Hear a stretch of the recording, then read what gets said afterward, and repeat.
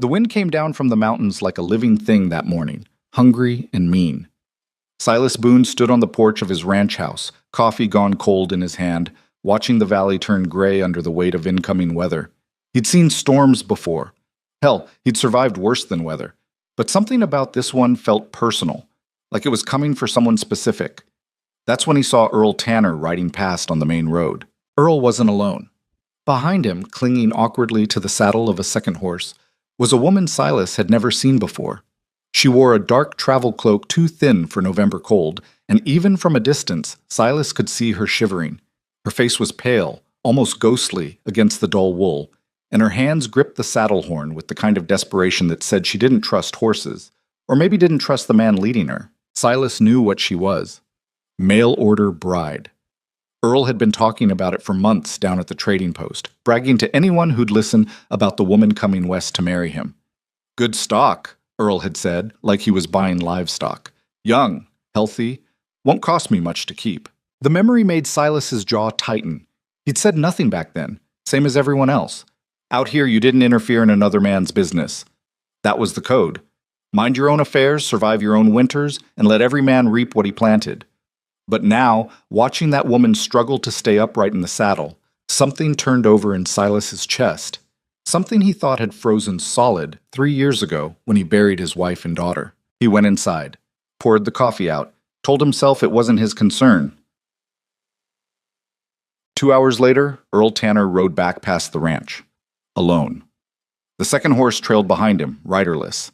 Silas was in the barn when he heard the hoofbeats. He stepped out into the wind, wiping grease off his hands, and watched Earl pass without so much as a glance in his direction.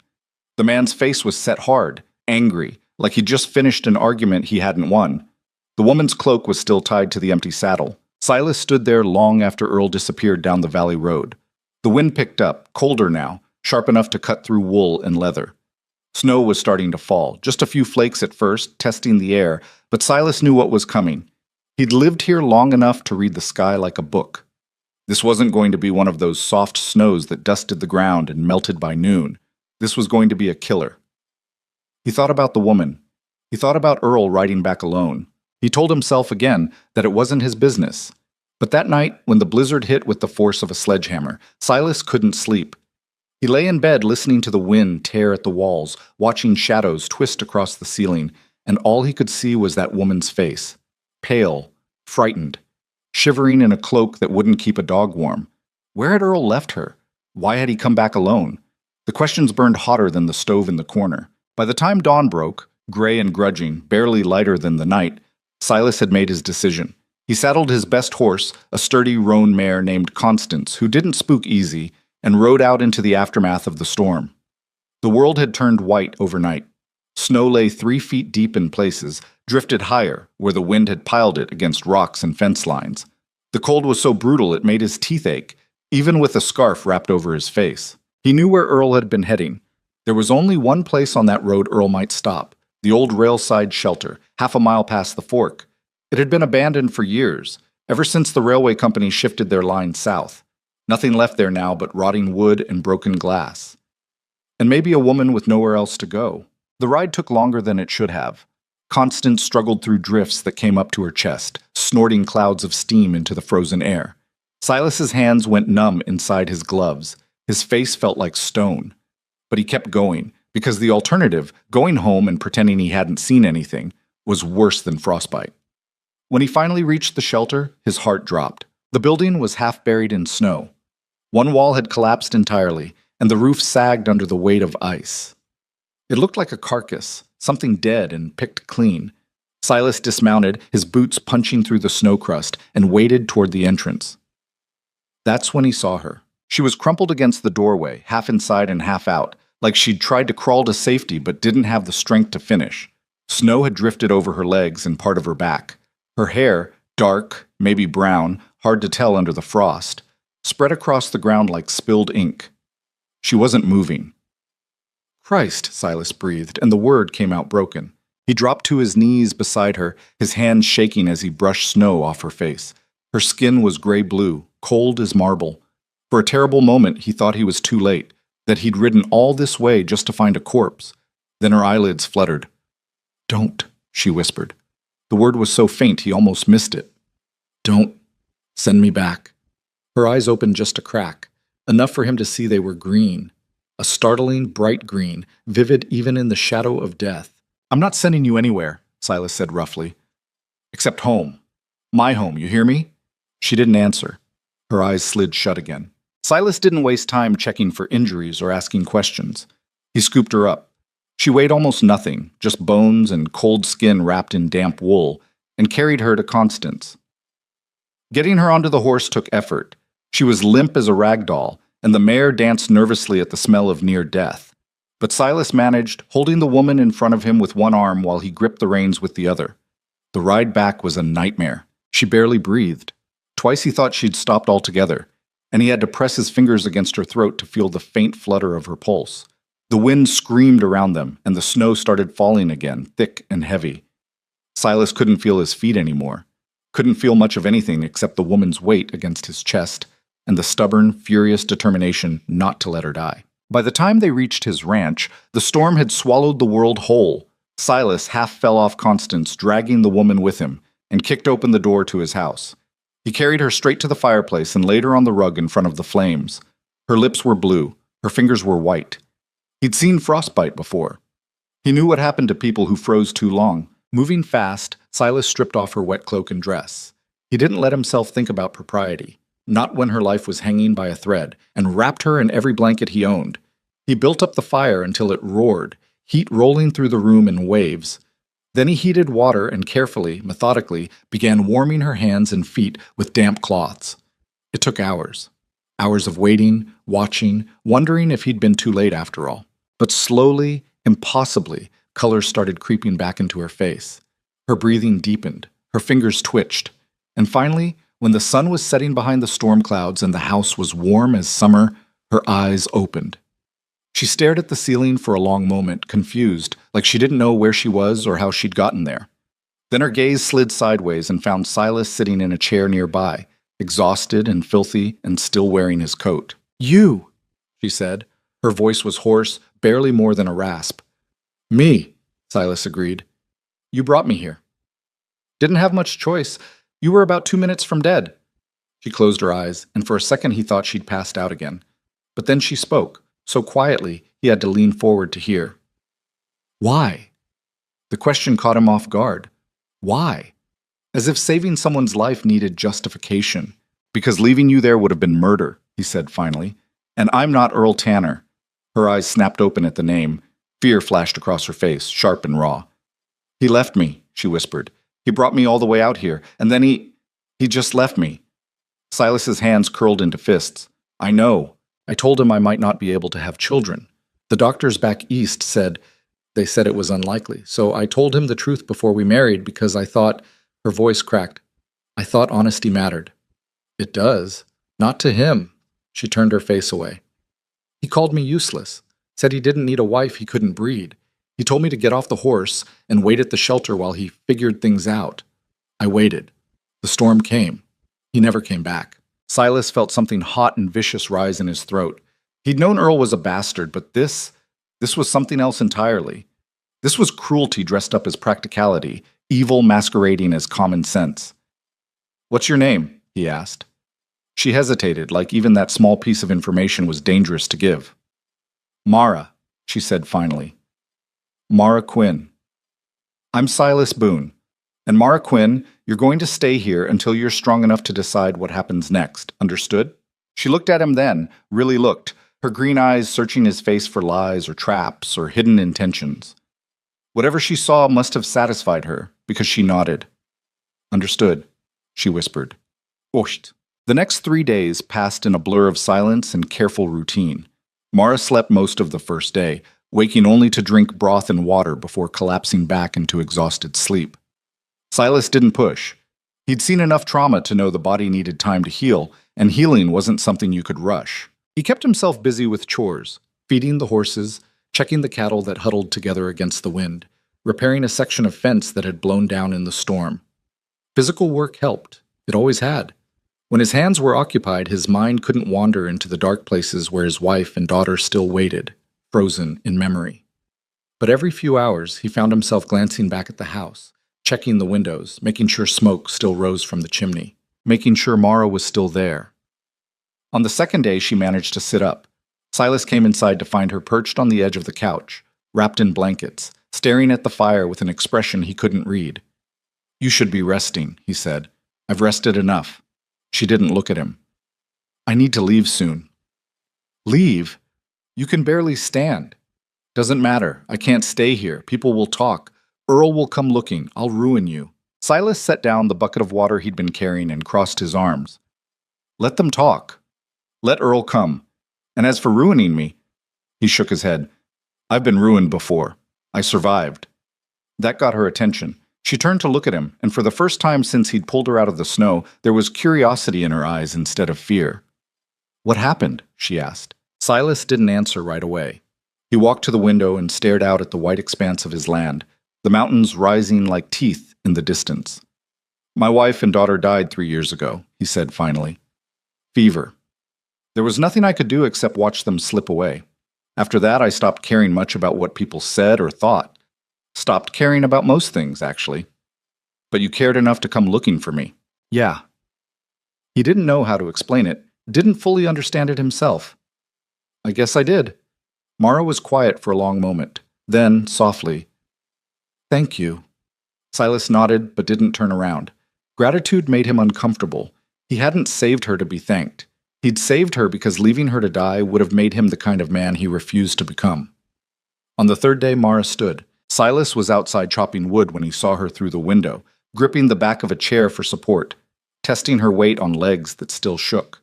She took one step, then another. Fell. Got up, tried again. He watched her struggle, and something old and painful shifted in his chest. Stubborn, he thought. She's stubborn. He liked that. That evening, as they sat across from each other at the small kitchen table, her eating soup, him pretending not to watch her too closely, Mara spoke. "There's something you should know," she said. "Earl isn't going to let this go. He paid for my passage west. He has paperwork, a contract. In his mind, I belong to him. You don't belong to anyone. The law might see it differently." Silas set down his spoon. "Then the law is wrong. That doesn't change what will happen." Mara's voice was steady, but her hands trembled around the bowl. "He'll come for me. He'll say I ran away, that you stole me, and people will believe him because he's lived here longer, and you're just a stranger who interfered where he shouldn't have," Silas finished. "I know how it looks." "Then why did you do it?" It was the second time she'd asked why, but this time the question hit different. This time it felt like she was asking about more than just the rescue. She was asking about intention, about what happened next. Silas met her eyes across the table. "Because some things are worth the risk," he said quietly. Mara stared at him. Something passed between them in that moment. Not romance, not yet, but recognition. An understanding that they were both standing at the edge of something dangerous, something that could destroy them both if they weren't careful. But maybe, just maybe, it was worth it. The knock came on the fourth day. Silas was in the barn when he heard it.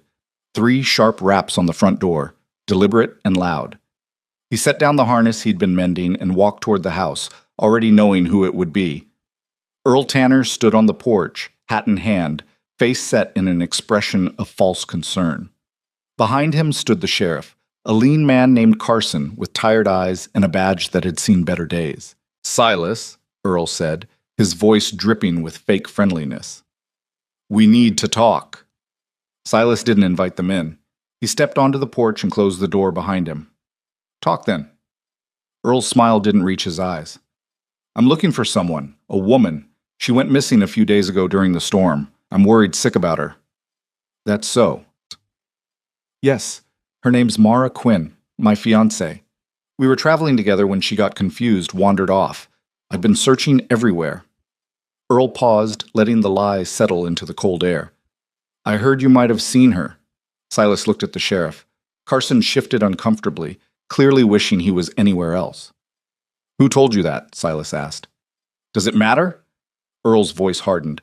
"Is she here or not?" "She's here." Earl's expression shifted, relief mixed with triumph. "Thank heavens. I'll take her home right now if you don't mind bringing her out." "No?" The word hung in the air like a challenge. Earl's face darkened. "Excuse me?" I said no. She's not leaving. She doesn't belong to you, Boone. She doesn't belong to you either. Earl took a step forward, but Carson put a hand on his arm. Easy, Earl. Let's keep this civil. Civil? Earl's voice rose. This man is harboring my fiancée against her will. I have a contract. You have a piece of paper that says she agreed to marry you, Silas interrupted. It doesn't say you own her, and it sure as hell doesn't give you the right to abandon her in a blizzard. Earl went very still. I don't know what lies she's told you. She didn't have to tell me anything. I saw you ride past my place with her, saw you ride back alone with an empty horse. I found her half dead at the rail shelter, buried in snow. Carson's eyes sharpened. That true, Earl? Of course not. She was confused, got off the horse on her own. I told her to wait, but when I came back, she was gone. I assumed she'd found shelter somewhere, or frozen to death, Silas finished, which she almost did. Earl's mask slipped. For just a second, Silas saw the truth beneath. Cold calculation, the face of a man who'd gambled on a woman dying quietly and lost. I want to see her, Earl demanded. I want to hear her say she's staying here willingly. No. You can't keep me from my own. She's not yours. Silas's voice cracked like a whip. She was never yours. You bought a train ticket and wrote up a contract, but that doesn't make her property. She's a person, Earl, and she's told me what you did. Carson cleared his throat. Silas, I need to talk to the lady myself, for the record. Silas hesitated. Then he nodded and opened the door. Mara stood just inside, wrapped in a shawl, her face pale but her eyes steady. Miss Quinn, Carson said gently, are you here of your own free will? Yes, Mara said. Her voice didn't waver. Did Mr. Boone force you to stay? No, he's saved my life. Earl stepped forward. Mara, sweetheart, you don't have to be afraid. Come with me and we'll work everything out. Don't call me that. Mara's voice cut through his words like ice. Don't pretend you care. You left me to die. I left you to wait. In a blizzard, with no shelter, no food, no horse. Mara's hands clenched in the fabric of the shawl. You looked me in the eye and called me useless because I told you the truth. Then you rode away. Earl's face flushed red. You ungrateful! That's enough, Carson said sharply. He looked at Mara. Miss, do you want to press charges against Mr. Tanner? The question seemed to surprise everyone, including Mara. She stared at the sheriff, then at Earl, then back again. Can I? She asked quietly. For abandonment? Maybe. It'd be hard to prove, but... Carson shrugged. I've got eyes. I can see what almost happened here. Earl exploded. This is insane. She signed a contract. She agreed to marry me, and this man... He jabbed a finger at Silas. Stole her. That's kidnapping. That's saving her life, Carson interrupted, which you failed to do. He settled his hat more firmly on his head. Here's how this is going to work, Earl.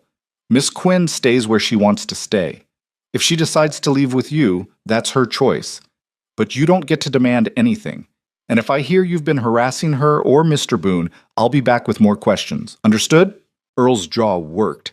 His eyes burned with fury, but he must have seen something in Carson's expression that made him back down. This isn't over, Earl said, his voice low and venomous. People in this valley have standards. They'll hear about this. About you playing house with another man's woman. They'll run you both out before winter's done. He turned and stalked toward his horse. Carson lingered a moment longer. Watch yourself, Silas, he said quietly. Earl's right about one thing. People talk. And out here, reputation matters almost as much as water. I'll take my chances. Carson nodded and followed Earl down the path. Silas stood on the porch, watching them disappear into the white landscape, and felt the weight of what he'd just done settle onto his shoulders. Behind him, Mara's voice was soft. You didn't have to do that. Yes, Silas said. I did. Well, that night neither of them slept much. Silas sat by the fire, pretending to read a book he wasn't actually seeing. Mara sat across from him, mending a tear in one of his shirts that she'd insisted needed fixing. The silence between them was heavy, with unspoken questions. Finally, Mara set down the needle. What happens now? She asked. Silas closed the book. I don't know. Earl meant what he said. People will talk. They'll assume things. You'll lose friends, maybe business. I don't have many friends. And the business will survive. You don't understand. Mara's voice was tight with frustration. Out here, A man's reputation is everything. If they believe you and I are... She couldn't finish the sentence. Let them think what they want, Silas said. The truth is simple. You needed help. I gave it. Nothing more, nothing less. Nothing more, Mara repeated softly, and something in her voice made Silas look up. She was watching him with an expression he couldn't read, part gratitude, part something else, something that made his chest feel tight. I'll leave as soon as the weather clears, she said. I'll find work somewhere, maybe one of the mining towns or further west. I'll disappear before this gets worse for you. And go where? Do what? You have no money, no connections, no... I'll manage. I've managed before. By accepting a contract to marry a stranger? The words came out harsher than Silas intended. He softened his voice. Mara, I'm not trying to trap you here, but running off alone in the middle of winter isn't survival, it's suicide. Then what do you suggest? Silas didn't have an answer. Not yet. He stood and walked to the window, staring out at the darkness. Snow was falling again, soft and steady, covering everything in white silence. Stay through winter, he said finally. That's all I'm asking. Stay here where it's warm and safe, and when spring comes, we'll figure out what happens next. If you want to leave, I'll help you. I'll make sure you have money and supplies and a way forward. But don't run now. Not like this. Mara was quiet for so long he thought she'd refuse. Then, why are you doing this? There it was again, that question. Why? Silas turned to face her. Because you remind me that there's still something worth protecting in this world, he said quietly. I forgot that for a while. After my family died, I forgot a lot of things. But when I pulled you out of that snow, when I felt you breathing, he stopped, searching for words that didn't sound insane. I remembered. Mara's eyes glistened in the firelight. Remembered what? That some lives are worth fighting for. The words hung between them, raw and honest and terrifying in their simplicity. Mara stood slowly. She crossed the small space between them and stopped just close enough that Silas could smell the soap she'd used earlier, could see the way her hands twisted nervously in her skirt. I'll stay, she whispered. Through winter, and we'll see. Silas nodded, not trusting himself to speak. Outside, the storm continued. Inside, something new and fragile had taken root, something neither of them fully understood yet, but both recognized as important, something worth protecting. And somewhere out in the valley darkness, Earl Tanner sat in his cold house, planning revenge. Days turned into a week. The week turned into 2. And slowly, quietly, life at the ranch found a rhythm. Mara proved stronger than she looked. The frostbite faded, leaving only faint marks on her fingertips. Her appetite returned. Color bloomed in her cheeks. And with health came restlessness, the need to be useful, to earn her keep. Silas tried to tell her she didn't owe him anything, but Mara was stubborn. She started small, cleaning the kitchen, organizing the shelves, mending clothes that had needed repair for months. Then she moved to bigger tasks. She learned to feed the chickens without getting pecked. She figured out which horses liked carrots and which preferred apples. She even convinced Silas's most temperamental mare, a black beast named Delilah, who bit everyone, to accept treats from her hand. How did you do that? Silas asked, genuinely amazed, watching Delilah nuzzle Mara's palm. I talked to her, Mara said simply. She's not mean. She's scared. Someone hurt her once, so she hurts back first. Silas thought about that for a long time. Meanwhile, the valley began to talk. It started as whispers at the trading post, a question here, a rumor there. Where was Earl's bride? Why was Silas Boone suddenly buying twice as much flour? Had anyone seen a woman at his ranch? The whispers grew louder. By the end of January, it was common knowledge. Silas Boone was living with Earl Tanner's intended, and nobody knew what to make of it. Some folks sided with Earl, said Silas had no right, that a contract was a contract, that respectable men didn't harbor other men's women. Others stayed quiet, remembering Earl's temper and deciding silence was safer than opinion.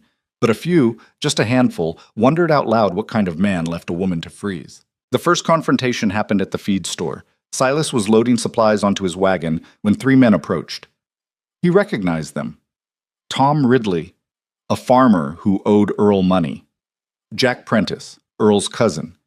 And a younger man named Danny, whose last name Silas didn't know. Boone, Tom said. We need to have a word. Silas kept loading sacks. I'm busy. Won't take long, just want to know your intentions with Miss Quinn. That's between me and her. Jack stepped forward. The hell it is. You're making all of us look bad, playing house with another man's woman. Decent folks don't operate that way. Silas straightened and turned to face them. Decent folks don't leave women to die in blizzards either, but here we are. Earl says she ran off. Earl's a liar. The words dropped like stones. Jack's face went red. You calling my cousin a liar to my face? I'm calling him exactly what he is. Silas's voice was calm, but there was steel underneath. He abandoned her. I found her. That's the truth. If you've got a problem with it, take it up with Sheriff Carson. Maybe we'll take it up with you instead, Danny said, his hand drifting toward his belt. Silas didn't move, didn't blink. Go ahead, he said quietly. See how that works out. The three men hesitated. Silas had a reputation, not for violence exactly, but for competence. He'd been a soldier before he became a rancher, and it showed in the way he carried himself. Nobody who knew him wanted to test that particular theory. After a long, tense moment, Tom backed down. This ain't over, he muttered, and the three of them walked away. Silas finished loading his wagon, but his hands shook slightly as he gripped the reins. This was just the beginning. When he got home, Mara was in the kitchen, kneading bread dough with flour dusted across her nose. She looked up as he entered, saw his face, and went still. What happened? She asked. Nothing, just some men with opinions. Silas, it's fine, Mara. He set down the supplies harder than necessary. I can handle a few angry neighbors. It's not fine, it's getting worse. People are turning against you because of me. Let them. You don't mean that. Silas turned to face her. I do. I mean every word. You think I care what Tom Ridley or Jack Prentice says about me? I don't. I stopped caring about reputation a long time ago. Mara wiped her hands on her apron, her expression pained. But you shouldn't have to lose everything just because you helped me. I'm not losing anything that matters. Your standing in the community matters. Your livelihood matters. You matter, Silas interrupted, and the words came out more forcefully than he intended. You matter more than any of that. Mara stared at him, eyes wide. The air between them felt charged, electric. Silas realized what he'd just said, how it sounded, what it might mean, and looked away quickly. I just mean, he said, fumbling for safer ground. You're a person. You deserve to be safe, that's all. That's all, Mara echoed, but her voice was strange, uncertain. Neither of them spoke for the rest of the evening. But something had shifted, something neither was quite ready to name. February came cold and mean. The valley locked down under ice, and travel became near impossible.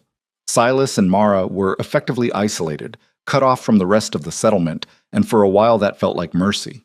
They fell into routines, morning chores, meals shared in comfortable silence, evenings by the fire. Mara taught herself to cook using Silas's limited supplies and his late wife's recipe book. Silas repaired equipment and planned spring planting while Mara read aloud from books she found on his shelves. It was domestic, peaceful, dangerous. Because somewhere along the way, Silas stopped seeing Mara as a stranger he'd rescued. He noticed small things, the way she hummed while working, the way she always left the kitchen cleaner than she found it, the way she'd started sitting in the same chair his wife once favored, and instead of feeling like betrayal, it felt right. He noticed the way she looked at him sometimes, quick glances when she thought he wasn't watching, curiosity mixed with something warmer.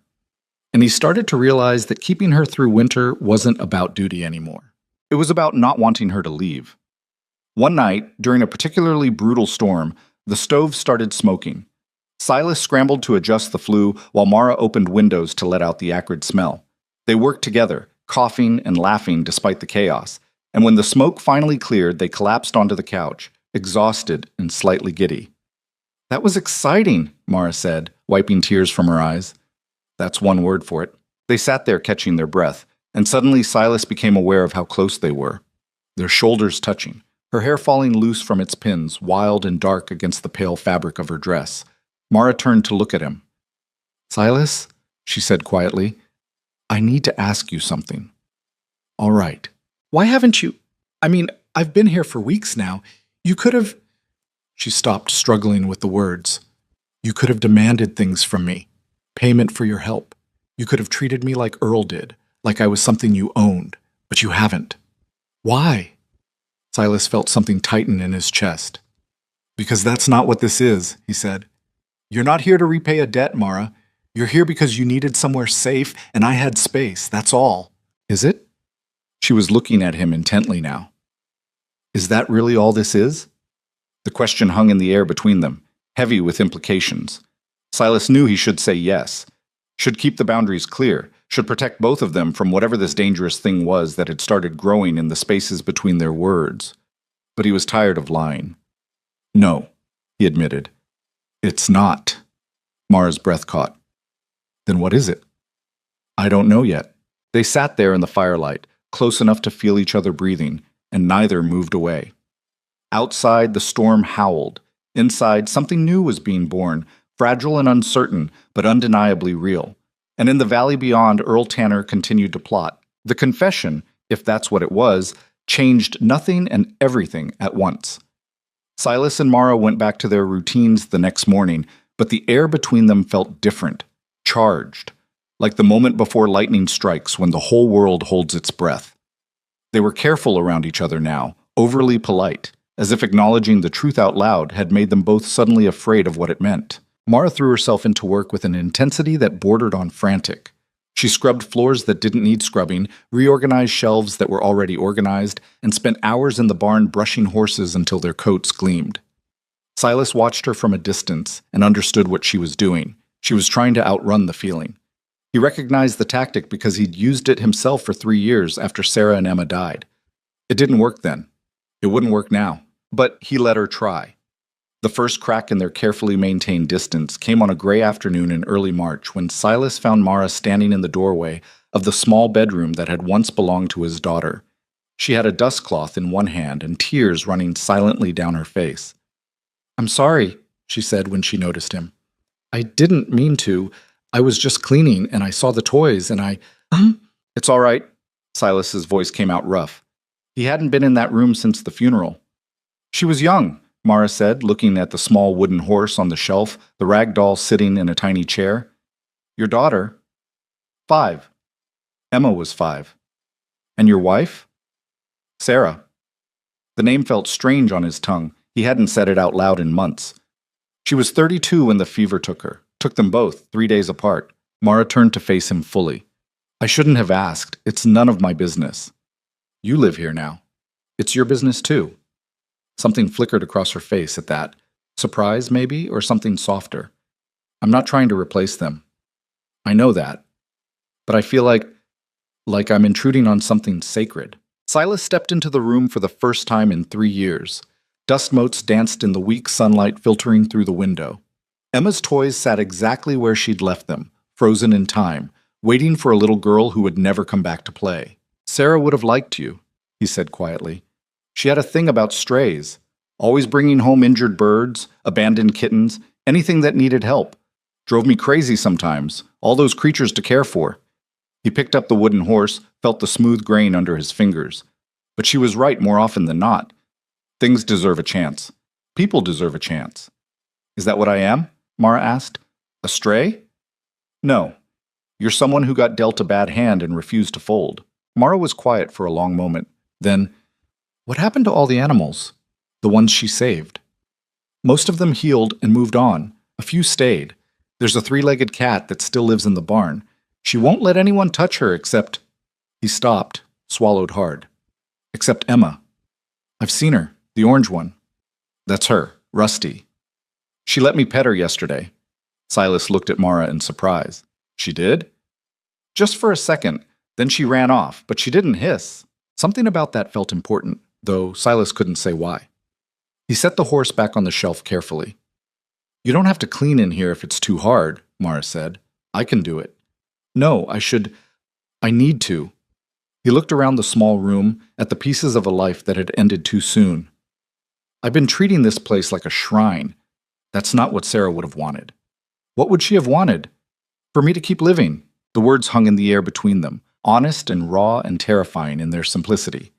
Mara reached out and touched his arm, just briefly, and the gesture said more than any words could.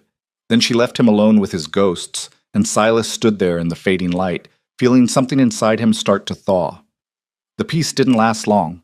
3 days later, Silas rode into the settlement for supplies. The winter had been hard on his stores, and spring was still weeks away.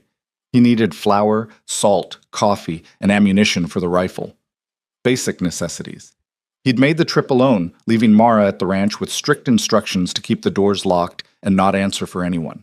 She'd protested, said she could handle herself, but the look in Silas's eyes stopped her arguments cold.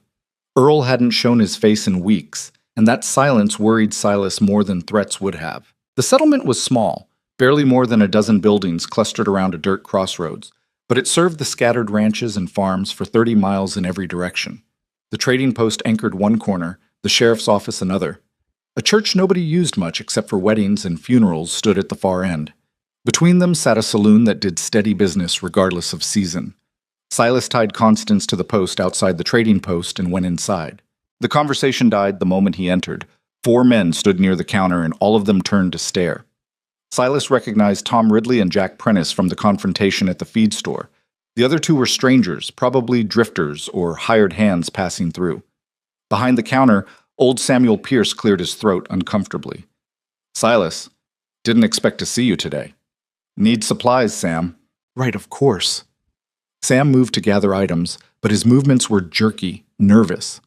"Got your list?" Silas handed it over, acutely aware of the eyes on his back. Jack Prentice spoke first.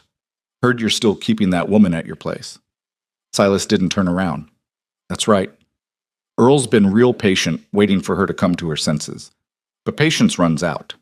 Then Earl can take it up with me directly." "Oh, he will." Jack's voice carried a nasty edge. "Real soon, actually. He's been talking to folks, building support.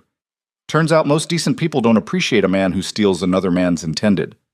Silas turned slowly. "I didn't steal anything. I saved her life." "That's one version. Earl's got another. Says she seduced you, played on your loneliness. Says you conspired together to humiliate him. That's horseshit and you know it." Jack shrugged. "Maybe. But it makes a better story than poor Earl got outsmarted by a woman. People like simple stories, Boone. Hero, villain, damsel in distress. Right now you're looking like the villain. And Earl's the hero? The man who left her to freeze? The man who says she ran off on her own.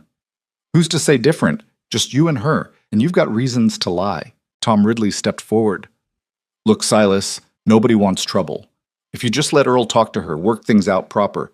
She doesn't want to talk to him." "How do you know? Maybe she's too scared to say different with you hovering over her." Silas felt his temper rising, hot and dangerous. "I'm not hovering, I'm protecting. There's a difference." "Is there?" Jack asked. "From where we're standing, looks like you've got yourself a captive, not a guest." "That's a lie." "Then bring her to town. Let her speak for herself in front of everyone. If she says she wants to stay with you free and clear, then maybe folks will back off." It was a trap. Silas could see it plainly. They wanted Mara exposed, vulnerable, where Earl could get to her or pressure her or simply outlast her nerve. And if she showed any hesitation, any fear, they'd use it as proof that Silas was controlling her. "No," he said flatly. "Why not? What are you afraid of?" "I'm not afraid of anything, but I'm not putting her on trial for the crime of surviving." Sam finished gathering the supplies and set them on the counter with more force than necessary. "That'll be $8. Silas paid in silence, feeling the weight of hostile stares pressing against his back. As he loaded the goods onto Constance, Tom followed him outside. "Silas, listen. I don't have any particular love for Earl, but this situation is making people uncomfortable. The way you're living, unmarried, unchaperoned, it's not proper. It reflects badly on all of us." "Then don't look." "It's not that simple. We have standards out here, thin as they are. If we let those standards slip—" "Standards?" Silas interrupted, his voice hard as iron. "You want to talk about standards? Where were your standards when Earl brought a woman west under false pretenses? Where were they when he abandoned her in a storm? Where were they when she almost died?" Tom had the grace to look uncomfortable. "I'm not saying Earl acted right. No, you're just saying I should send her back to him anyway. That's what this is about, isn't it? Keeping the peace. Making sure nobody rocks the boat too hard. Keeping the peace matters, Silas. You of all people should understand that. You fought in the war. You know what happens when order breaks down." Silas swung up onto Constance and looked down at Tom. "I also know what happens when good men do nothing while bad men hurt the innocent. I saw plenty of that too." He rode away before Tom could respond, but he felt the man's eyes on him all the way out of the settlement. The encounter left him shaken. Not because of the threats, he'd expected those, but because of what lay underneath. These weren't evil men. Tom Ridley was a decent farmer who'd helped Silas mend fences once. Sam Pierce had extended credit when times were tight. Even Jack Prentice, for all his bluster, was just a man loyal to family. But that decency had limits, and those limits stopped at inconvenience. They'd rather send Mara back to Earl, back to cruelty, maybe even death, than deal with the discomfort of taking a stand. That realization felt worse than outright hostility. When Silas got home, Mara was in the kitchen stirring something that smelled like stew. She looked up as he entered, saw his face, and set down the spoon. "What happened?" Silas told her. All of it. The stares, the accusations, Jack's challenge to bring her to town. He didn't soften any of it or try to make it sound better than it was. When he finished, Mara was quiet for a long time. "They want me to testify," she said finally. "To prove I'm here willingly." "It's a trap. They'll twist whatever you say." "Maybe. But maybe it's also the only way to stop this." Mara looked at him steadily. "If I don't go, they'll assume you're hiding something, keeping me prisoner. The rumors will just get worse." "I don't care about rumors." "But I do." Her voice was firm. "I won't let you be destroyed because of me, Silas. If standing up in front of the whole town is what it takes to clear your name, it won't clear anything. It'll just give Earl another chance to manipulate you. I'm stronger than you think." "I know how strong you are. That's not the point. The point is they've already made up their minds. They want a story that makes sense to them, and woman chooses strange rancher over established neighbor doesn't fit their narrative." Mara crossed her arms. "So what do we do? Hide here forever? Wait for them to come with torches?" "We wait for spring. Then you leave with enough money to start over somewhere safe, somewhere Earl can't reach." "Running away?" "Surviving." "There's a difference." Mara echoed his own words from weeks earlier, but this time they sounded bitter. Silas didn't have an answer for that. They ate dinner in tense silence, both lost in their own thoughts. Afterward, Mara retreated to her room early, and Silas sat by the fire staring into the flames until they burned down to embers. He was so focused on the problem that he almost missed the sound. A horse. Outside. Moving slowly, carefully. Silas was on his feet instantly, rifle in hand. He moved to the window and peered out into the darkness. A figure on horseback sat just beyond the fence line, barely visible in the weak moonlight. Watching. Silas's heart tightened on the rifle. He couldn't see the rider's face, but he didn't need to. He knew. Earl. For 10 long minutes, neither moved. The rider sat motionless, a dark shape against darker night, and Silas stood at the window with his finger on the trigger, waiting. Finally, the rider turned and melted back into the darkness. Silas stayed at the window for another hour, watching, but Earl didn't return. The message was clear enough. "I know where you are. I know she's here, and I'm not done." Silas didn't tell Mara about the midnight visitor. She had enough to worry about without adding fear of Earl lurking in the darkness. But he slept lighter after that, and he started carrying the rifle everywhere, even just walking to the barn. The next few days passed without incident, but the tension didn't ease. If anything, it wound tighter, like a spring being compressed past its breaking point. Then Sheriff Carson came calling. He rode up at midday, alone, his expression weary. Silas met him at the door. "Carson." "Silas, we need to talk." "About?" "You know about what?" Carson dismounted and tied his horse. "Can we do this inside? It's cold as hell out here." Silas hesitated, then stepped aside. Mara appeared from the kitchen, wiping her hands on a towel. She saw Carson and went very still. "Miss Quinn," Carson said politely, removing his hat. "Good to see you looking well." "Sheriff? Mind if I ask you a few questions?"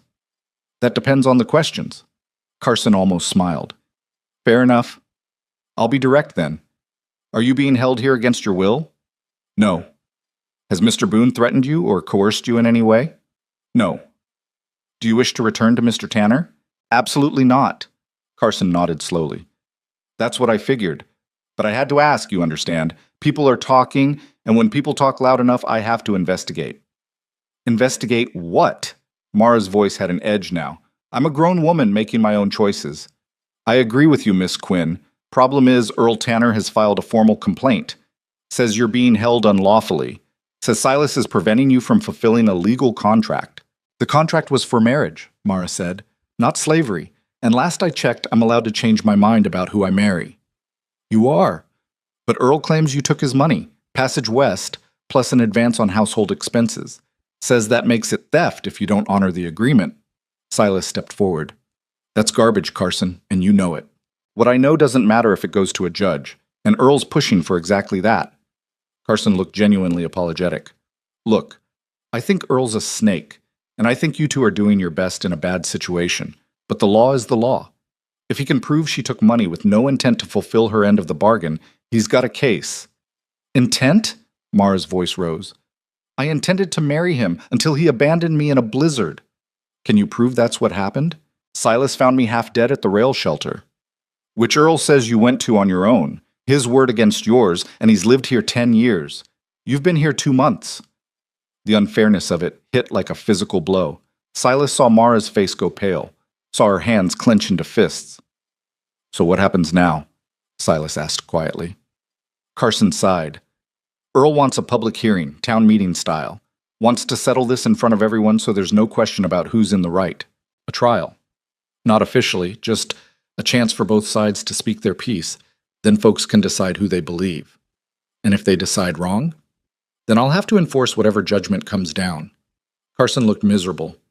I don't like this any more than you do, Silas, but if we don't do this proper, Earl can go to the territorial marshal, and if that happens, you'll both end up in real court, with real consequences. Mara spoke before Silas could. When? Earl's calling for Sunday after services, 4 days from now. I'll be there. Mara, Silas started, but she cut him off. I'll be there, she repeated firmly, and I'll tell them exactly what happened. All of it. Carson looked between them, then nodded. Sunday, then. 1 o'clock at the chapel. He put his hat back on. For what it's worth, I hope sense wins out. After he left, Silas turned to Mara. You don't have to do this. Yes, I do. We can't keep hiding, and I won't let Earl win by default. This isn't about winning or losing. Yes, it is. Mara's eyes flashed. He tried to kill me, Silas. Maybe not with his own hands, but he left me to die. And now he wants to pretend he's the victim? To paint me as some kind of thief or seductress? She shook her head. No, I won't give him that satisfaction. These people don't know you. They're not going to automatically believe. Then I'll make them believe. Mara straightened her shoulders. I survived a blizzard. I can survive a room full of judgmental strangers.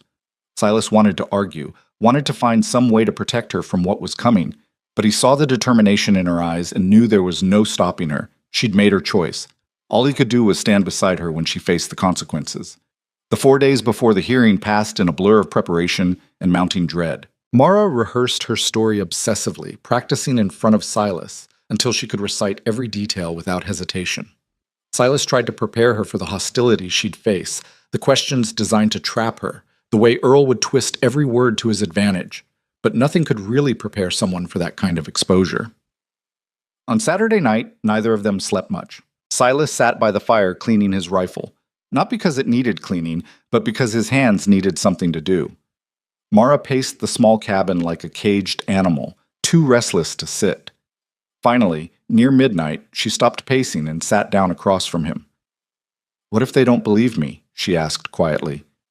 Then we'll figure something else out. What if Carson arrests you? He won't. But what if he does? What if Earl convinces everyone that you kidnapped me and they... Mara. Silas set down the rifle and leaned forward. Whatever happens tomorrow, we face it together. You're not alone in this. I should be. This is my fight. No, it became both of ours the moment I pulled you out of that snow. Mara's eyes glistened in the firelight. I never asked you to risk everything for me. You didn't have to ask. Why? There it was again, that question she kept coming back to. Why are you doing this? And don't say it's just about doing the right thing, because we both know it's more than that now. Silas was quiet for a long moment, gathering words for something he'd barely admitted to himself. After Sarah and Emma died, he said slowly, I stopped seeing the point of much of anything. I kept the ranch running because that's what you do. You keep going, even when it feels meaningless. But I wasn't living. I was just existing, going through motions. He looked at Mara directly. And then I found you. And for the first time in 3 years, something mattered again. Not just saving you, though that mattered plenty. But what came after? Watching you heal, watching you get stronger, seeing the way you handled Delilah, the way you made Rusty trust again, the way you... He stopped, searching for words. The way you brought life back into this house. Mara's breath caught. Silas. I'm not saying this to pressure you or make you feel obligated. I'm saying it because you asked why, and you deserve the truth. You matter to me, Mara. You matter in a way I didn't think anyone would ever matter again. And tomorrow, when we walk into that chapel, I want you to know that whatever they say, whatever they believe, it doesn't change how I feel. The silence that followed felt enormous. Then Mara stood, crossed the small space between them, and did something that surprised them both. She kissed him. It wasn't tentative or uncertain. It was a claiming, a choice, a statement of intent. Her hands cupped his face, and for a moment the whole world narrowed down to the warmth of her mouth, the smell of soap and wood smoke in her hair, the way she trembled slightly against him. When she pulled back, her eyes were bright with unshed tears. "Whatever happens tomorrow," she whispered, "I want you to know that you saved more than my life. You saved me, all of me, and I—" She stopped, as if afraid to finish the sentence. Silas finished it for her. "I know," he said quietly. "I know." They stayed like that for a long time, forehead to forehead, breathing each other's air, and outside the wind howled across the frozen valley like a warning of storms to come. Sunday arrived cold and clear. Silas and Mara dressed carefully, both aware they were preparing for battle. Mara wore her best dress, the one she'd been married in, before Earl rejected her, and pinned her hair up properly. Silas put on his cleanest shirt and shaved for the first time in weeks. They looked at each other across the kitchen, and something passed between them. Not fear exactly, but recognition of what they were about to walk into. "Ready?" Silas asked. "No," Mara admitted, "but let's go anyway." The ride to town took an hour. They didn't talk much. Silas kept scanning the horizon for trouble, half expecting Earl to try something before they reached the settlement. But the road stayed empty except for a few crows circling overhead. As they approached the chapel, Silas's stomach sank. Wagons and horses crowded the area, dozens of them. It looked like half the valley had turned out to watch the spectacle. "Christ," he muttered. Mara's face had gone pale, but her jaw was set. "It's fine, let them watch." They dismounted and walked toward the chapel entrance. Conversations died as people noticed them. Men stared. Women whispered behind their hands. Children pointed until their mothers pulled them close. Silas felt like they were walking to an execution. Sheriff Carson stood at the chapel door. He nodded grimly. "Silas, Miss Quinn, Earl's already inside, most of the town council too. This is going to be, well, it's going to be rough." "We know," Mara said. "Just remember, no violence, no matter what gets said. If things get heated, I'll shut it down. Understood?" Silas nodded, though his hand wanted badly to rest on the knife at his belt. They stepped inside together. The chapel was packed, every pew full, people standing along the walls. At the front, Earl Tanner sat with Jack Prentice and two other men Silas recognized as members of the informal town council. Earl looked confident, almost smug. When he saw Mara, his expression shifted to something darker. Possession, Silas realized. The man still thinks he owns her. Carson guided them to seats near the front, and the room fell silent. An older man named Jeremiah Stone, de facto mayor and head of the council, stood and cleared his throat. "We're here to settle a dispute between Earl Tanner and Silas Boone regarding Miss Mara Quinn. This isn't a legal proceeding, but we aim to hear both sides and determine the truth of the matter. Earl, you wanted this meeting. You speak first." Earl stood slowly, playing to the crowd. "Thank you, Jeremiah. Friends, I appreciate you all coming today. This is difficult for me, but it needs to be said." He paused for effect. 2 months ago, I brought Mara Quinn West to be my wife. I paid her passage, gave her money for clothes and necessities. We had an agreement, a contract, witnessed and signed. He pulled papers from his pocket and held them up. But shortly after she arrived, Miss Quinn had second thoughts. She got cold feet, I suppose. Instead of talking to me honestly, she conspired with Silas Boone, a man she'd never met, to embarrass me publicly and steal the money I'd invested. Murmurs rippled through the crowd. "That's a lie," Mara said loudly. "Let him finish," Jeremiah said. "You'll get your turn." Earl smiled thinly. "Thank you. As I was saying, Miss Quinn disappeared during a storm. I searched for her, naturally, worried sick, but she'd gone to Silas's ranch and convinced him I'd abandoned her, which I never did.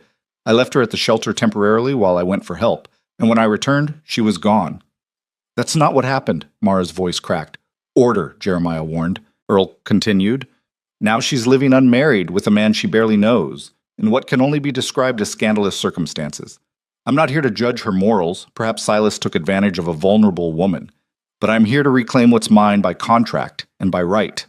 He sat down to scattered applause.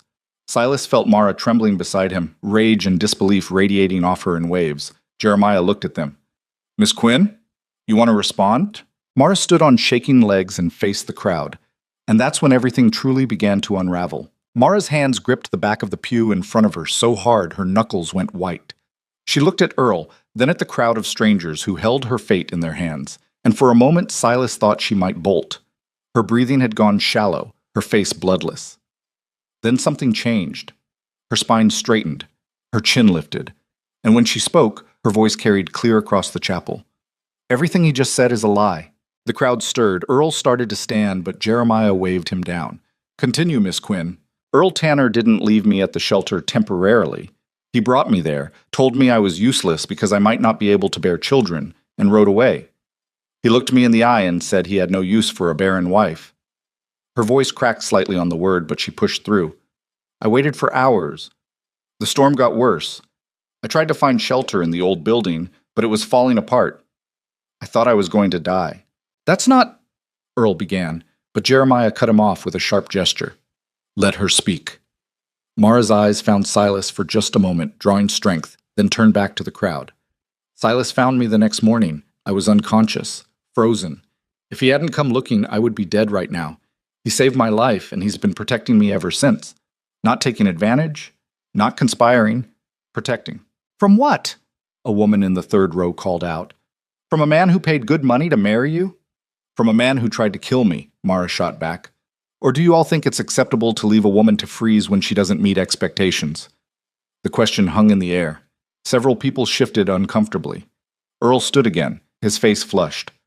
You're twisting everything. I went for help. Oh, you went home, Mara interrupted. Silas saw you ride past his ranch alone. If you were getting help, why didn't you stop there? Why didn't you tell anyone I was stranded? Earl's mouth opened and closed. He hadn't expected her to have that detail. Because you wanted me to die quietly, Mara continued, her voice gaining strength. You wanted the problem to go away, and when it didn't, when Silas saved me, you had to come up with a story that made you look like the victim instead of the villain. I am the victim here, Earl's composure was cracking. I paid for you. I have a contract. You have a piece of paper that said I'd marry you, Mara said. It didn't say I'd stay married to a man who proved himself cruel before we even spoke vows. It didn't say I had to die to make you feel like you got your money's worth. The chapel erupted in competing voices. Some people shouted support for Earl. Others called for order. A few voices rose in what might have been agreement with Mara. Jeremiah had to bang his hand on the pulpit 3 times before the noise died down. Enough! He looked at Earl. Do you have any proof she conspired with Silas beforehand? Any evidence they knew each other before that day? She went straight to his ranch. Because it was the closest place that wasn't a collapsed shelter, Silas said, speaking for the first time. I found her at the railside building half dead. I didn't know her name. Didn't know anything about her except that she was dying. What was I supposed to do, leave her there? You could have brought her to town, Jack Prentice called out. Let proper folks care for her. In a blizzard? She wouldn't have survived the ride. Hell, we barely made it back to my place. Convenient, Earl muttered. Silas stood slowly, and something in his posture made the room go quiet. When he spoke, his voice was low and hard as stone. You want to call me a liar, Earl. You do it to my face, not under your breath like a coward. Earl's face went red, but he didn't rise to the challenge. Jeremiah intervened. The question before us isn't whether Silas saved her life. Seems clear he did. The question is what happens now. Earl claims he has a legal right to Miss Quinn's presence based on the contract and money exchanged. Miss Quinn claims that right was voided when Earl abandoned her. How do we settle this? Let her go, a voice said from the back. Everyone turned. An old man Silas vaguely recognized stood near the door. He wore the rough clothes of a rail worker, his face weathered by decades of hard labor. I'm sorry, who are you? Jeremiah asked. Name's William Grant. I work the depot maintenance. Was there the day Earl brought Miss Quinn through? He stepped forward, leaning on a cane. I saw them arrive, saw how he treated her, rough, impatient, heard him telling Jack here that if she didn't work out, he'd cut his losses. Those were his exact words, cut his losses. Earl's face went from red to pale. That's not... I never. You did, William said calmly. I was standing 10 feet away. You thought nobody was listening, but I was. Why didn't you say something before? Someone demanded. William shrugged. Wasn't my business. Man wants to bring a wife west. That's his affair. But when I heard he was claiming she ran off and stole from him, when I heard he left her in a storm, he shook his head. That ain't right. That's attempted murder dressed up as a business dispute. The crowd exploded again. This time Jeremiah had to shout to restore order. Are you willing to swear to what you just said? He asked William. I am. Earl was on his feet, furious. This is ridiculous. One old man's word against mine. I believe him, another voice said. A woman stood in the middle pews. Silas recognized her as Margaret Voss, the schoolteacher.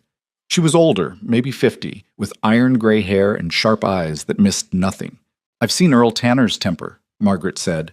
2 years ago, he got into a dispute with the Hendersons over water rights. When they wouldn't back down, he poisoned their well, nearly killed their livestock. Sheriff couldn't prove it, but everyone knew. That was never proven, Earl snarled. No, but it happened. Margaret looked at Mara with something like sympathy. And if he'd do that over water, I don't doubt he'd abandon a woman who disappointed him. More voices rose. The room was dividing, people taking sides, old grudges and new judgments colliding in the close air of the chapel. Silas could feel control slipping away from everyone. Jeremiah, Carson, even Earl himself. This was spiraling into something dangerous. Carson must have felt it too, because he stood and raised his voice. Everyone calm down, this isn't helping anything. The hell it isn't, someone shouted. We got Earl lying through his teeth and half the town defending him. And the other half defending a stranger, another voice countered. What kind of precedent does that set? The precedent that we don't let women die, Margaret shot back. The argument raged on, growing louder and more chaotic. Silas saw Mara's face go from determined to frightened. This wasn't what either of them had expected. Not this division, this fury, this near-violent simmering just below the surface. Jeremiah finally slammed both hands on the pulpit hard enough to crack the wood. Enough! Silence fell, heavy and sullen. This isn't getting us anywhere, Jeremiah said. We're not a court of law. We can't compel anyone to do anything. The best we can do is make a recommendation to Sheriff Carson about whether charges should be filed. Charges against who? Tom Ridley asked. That's what we need to decide. Jeremiah looked exhausted. Earl claims theft and enticement. Miss Quinn could claim abandonment and attempted murder.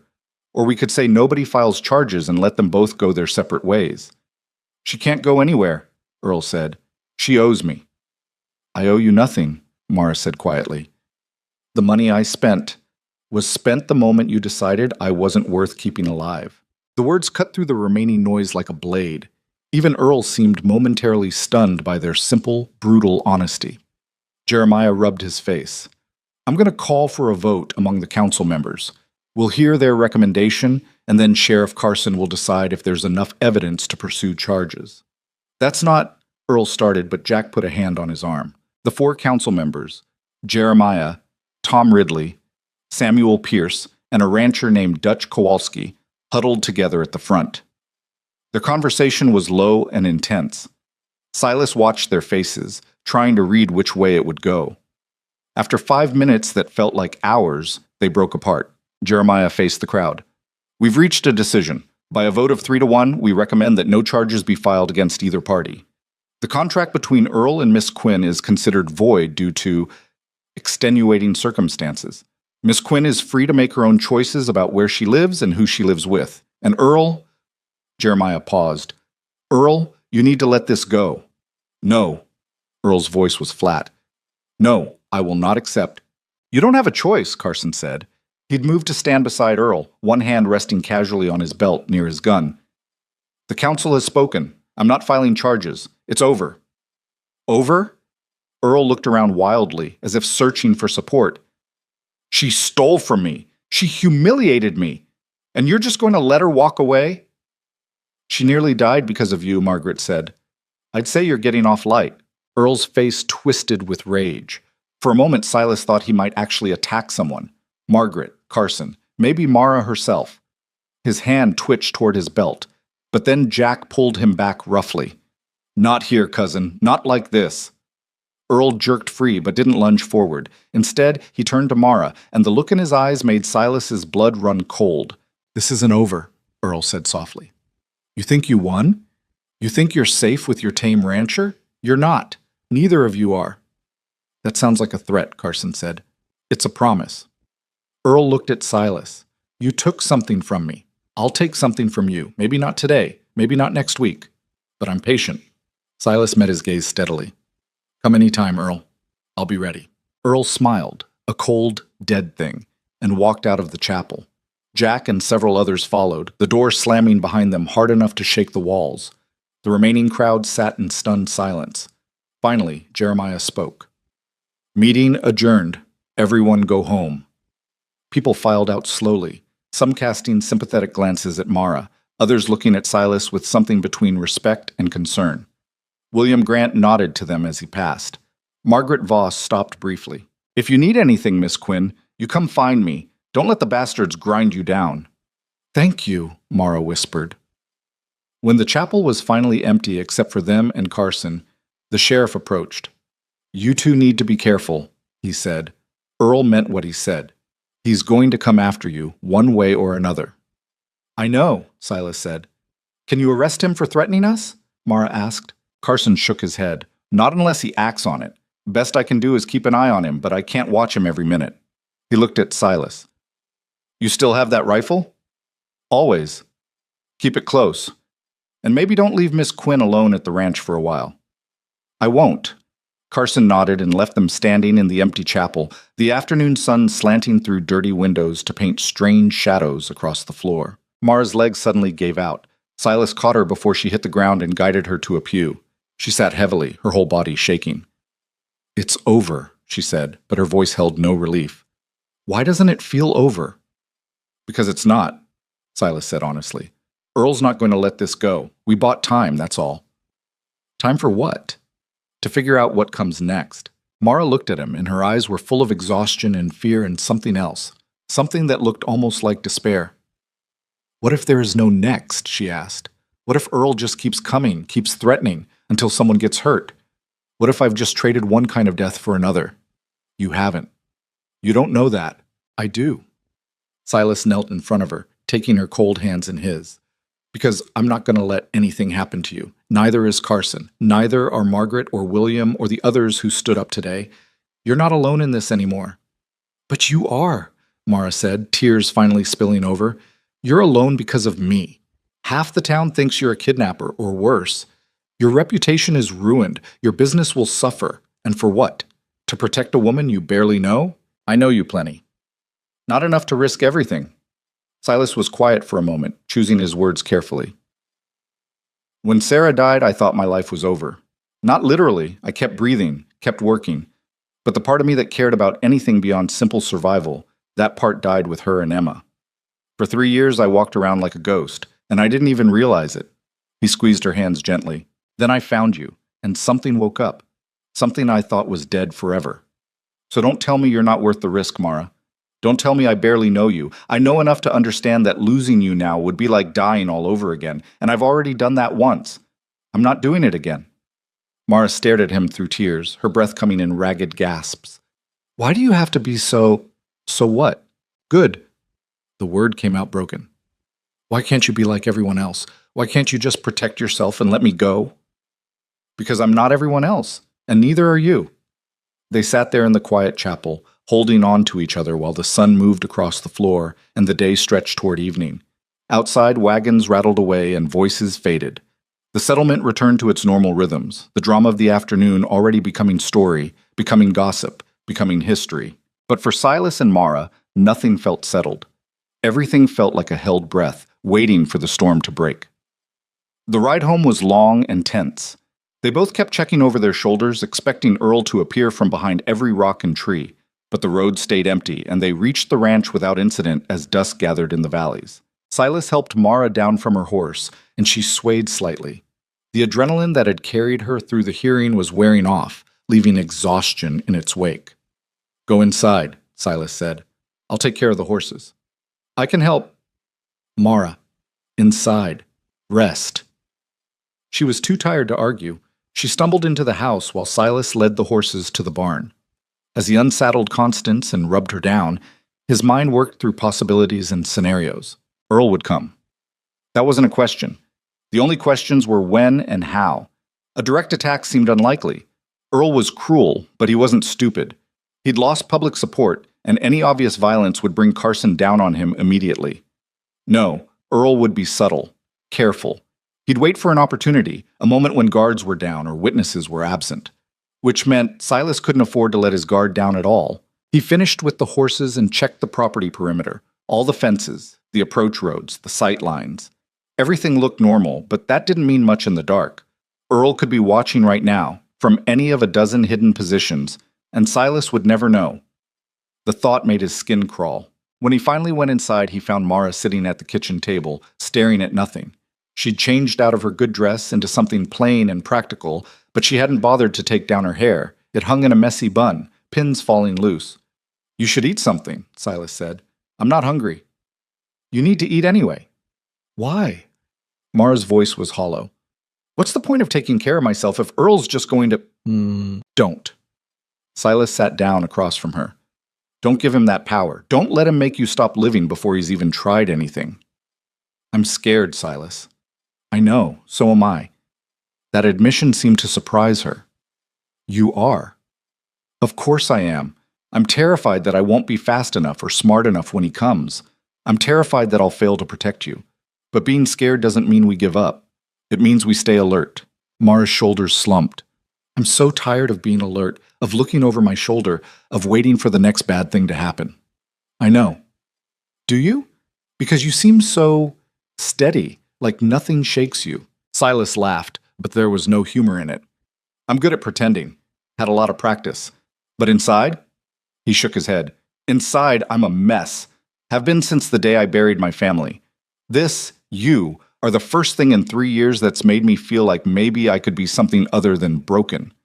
Mara looked at him for a long moment. Then, slowly, she reached across the table and took his hand. "What if we're both too broken?" she whispered. "What if this doesn't work? Then we'll be broken together, and maybe that's enough." They sat like that until full dark settled over the valley, hands clasped, neither speaking, both drawing what comfort they could from simple contact. Later, after Mara had gone to bed, Silas sat by the window with his rifle across his knees and watched the darkness for movement. The moon rose late, painting the landscape in silver and shadow. Nothing stirred except wind and distant coyotes. But Silas didn't sleep. He couldn't shake the feeling that Earl was out there somewhere, watching, planning, waiting for his moment. And when that moment came, Silas needed to be ready. The next few days passed in uneasy quiet. Silas didn't leave the ranch, and he made sure Mara stayed close to the house. He moved through his chores with the rifle always within reach, hyper-aware of every sound, every movement in his peripheral vision. Mara tried to maintain normalcy. She cooked, cleaned, tended the animals. But the lightness that had been slowly growing between them over the past weeks had vanished. They moved around each other carefully, speaking in short sentences, as if afraid that too many words might shatter whatever fragile thing they were trying to protect.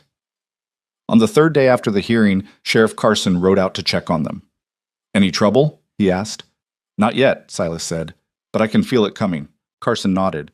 "I've been keeping an eye on Earl. He's been real quiet, too quiet. He's up to something, but I can't figure out what." "Maybe he's just accepted defeat." "You believe that?" "No." "Neither do I." Carson shifted in his saddle. "There's something else you should know.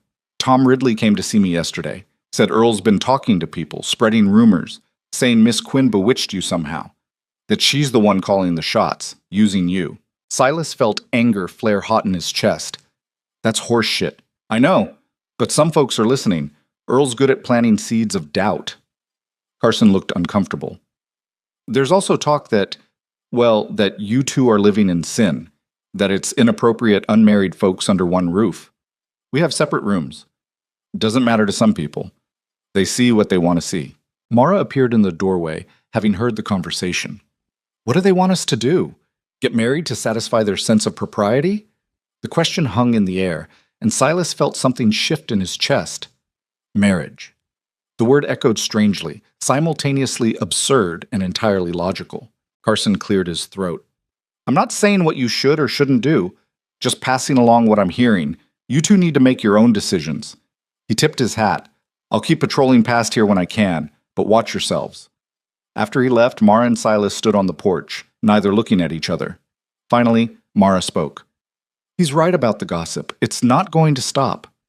I don't care about gossip. But I do. I don't want people thinking you're taking advantage, that I'm some kind of kept woman. You're not. I know that. You know that. But perception matters out here. And right now, the perception is that I'm either your mistress or your victim. Neither of those makes your life easier. Silas turned to face her. What are you saying? Mara took a breath. I'm saying maybe I should leave, really leave this time. Go somewhere Earl can't find me, somewhere far enough away that the gossip dies down and you can rebuild your reputation. No. Silas, no, he repeated more forcefully. We've been through this. Running doesn't solve anything. It just means Earl wins by default. But staying might get you killed. Or it might not. We don't know what Earl's planning, if he's planning anything at all. Maybe Carson's right, and he's just spreading rumors because that's all he has left. You don't believe that any more than I do. Silas didn't have an answer for that because she was right. He could feel the threat like a physical weight pressing down, waiting to drop. That night, Mara couldn't sleep. Silas heard her pacing in her room, heard the creak of floorboards as she moved restlessly back and forth. Finally, near midnight, he heard her door open. She appeared in the main room wearing a shawl over her nightgown, her hair loose around her shoulders. In the dim firelight, she looked young and vulnerable and entirely lovely. I can't stop thinking, she said quietly. About what? About leaving, about staying, about what happens if Earl comes and you're hurt trying to defend me. Her voice cracked. I couldn't live with that, Silas. If something happened to you because of me, it wouldn't be because of you. It would be because Earl is a violent, cruel man who can't stand losing. Same difference. No, it's not. Silas stood and crossed to where she stood. Mara, you're not responsible for Earl's actions. You're not responsible for other people's prejudice or their small-minded gossip. The only thing you're responsible for is your own choices. So what do you choose? I don't know anymore. Yes, you do. Stop thinking about what everyone else wants and tell me what you want. Mara looked up at him, eyes glistening in the low light. I want to stay. I want to build something here, something good and real and mine. I want to stop running and stop hiding and stop being afraid. Her voice dropped to a whisper. I want you. The admission hung between them, raw and honest and terrifying. Silas reached out slowly, giving her time to pull away. When she didn't, he cupped her face in his hands. Then stay, he said. Stay and fight with me. Stay and build with me. Stay and let's see what happens when two broken people stop pretending they're fine and start being honest about what they need. What do you need? Mara asked. You, Silas said simply. I need you to stay. Mara kissed him then, and it was different from that first kiss in the chapel. This one was slower, deeper, weighted with decision and consequence. When they finally broke apart, both breathing hard, Mara rested her forehead against his chest. I'm still scared, she whispered. Me too. But I'm staying. Good. They stood like that for a long time, holding each other in the firelight, while outside the wind picked up and clouds rolled in to hide the stars. Neither of them noticed the figure watching from the tree line. Neither saw him turn and slip away into the darkness. Earl Tanner had seen enough. He rode back to his ranch slowly, his mind working through what he'd witnessed. Silas and Mara together, holding each other like lovers. The intimacy of it made his stomach turn with rage and something darker, humiliation. She'd chosen that broken rancher over him. She'd made him look like a fool in front of the entire settlement, and now she was living openly with Boone, probably sharing his bed, definitely sharing his life. It was intolerable. Earl had spent days since the hearing trying to figure out his next move. Direct violence would bring Carson and probably end with Earl in custody or dead. Legal action had failed. Social pressure wasn't working fast enough. But watching them together tonight had crystallized something in his mind.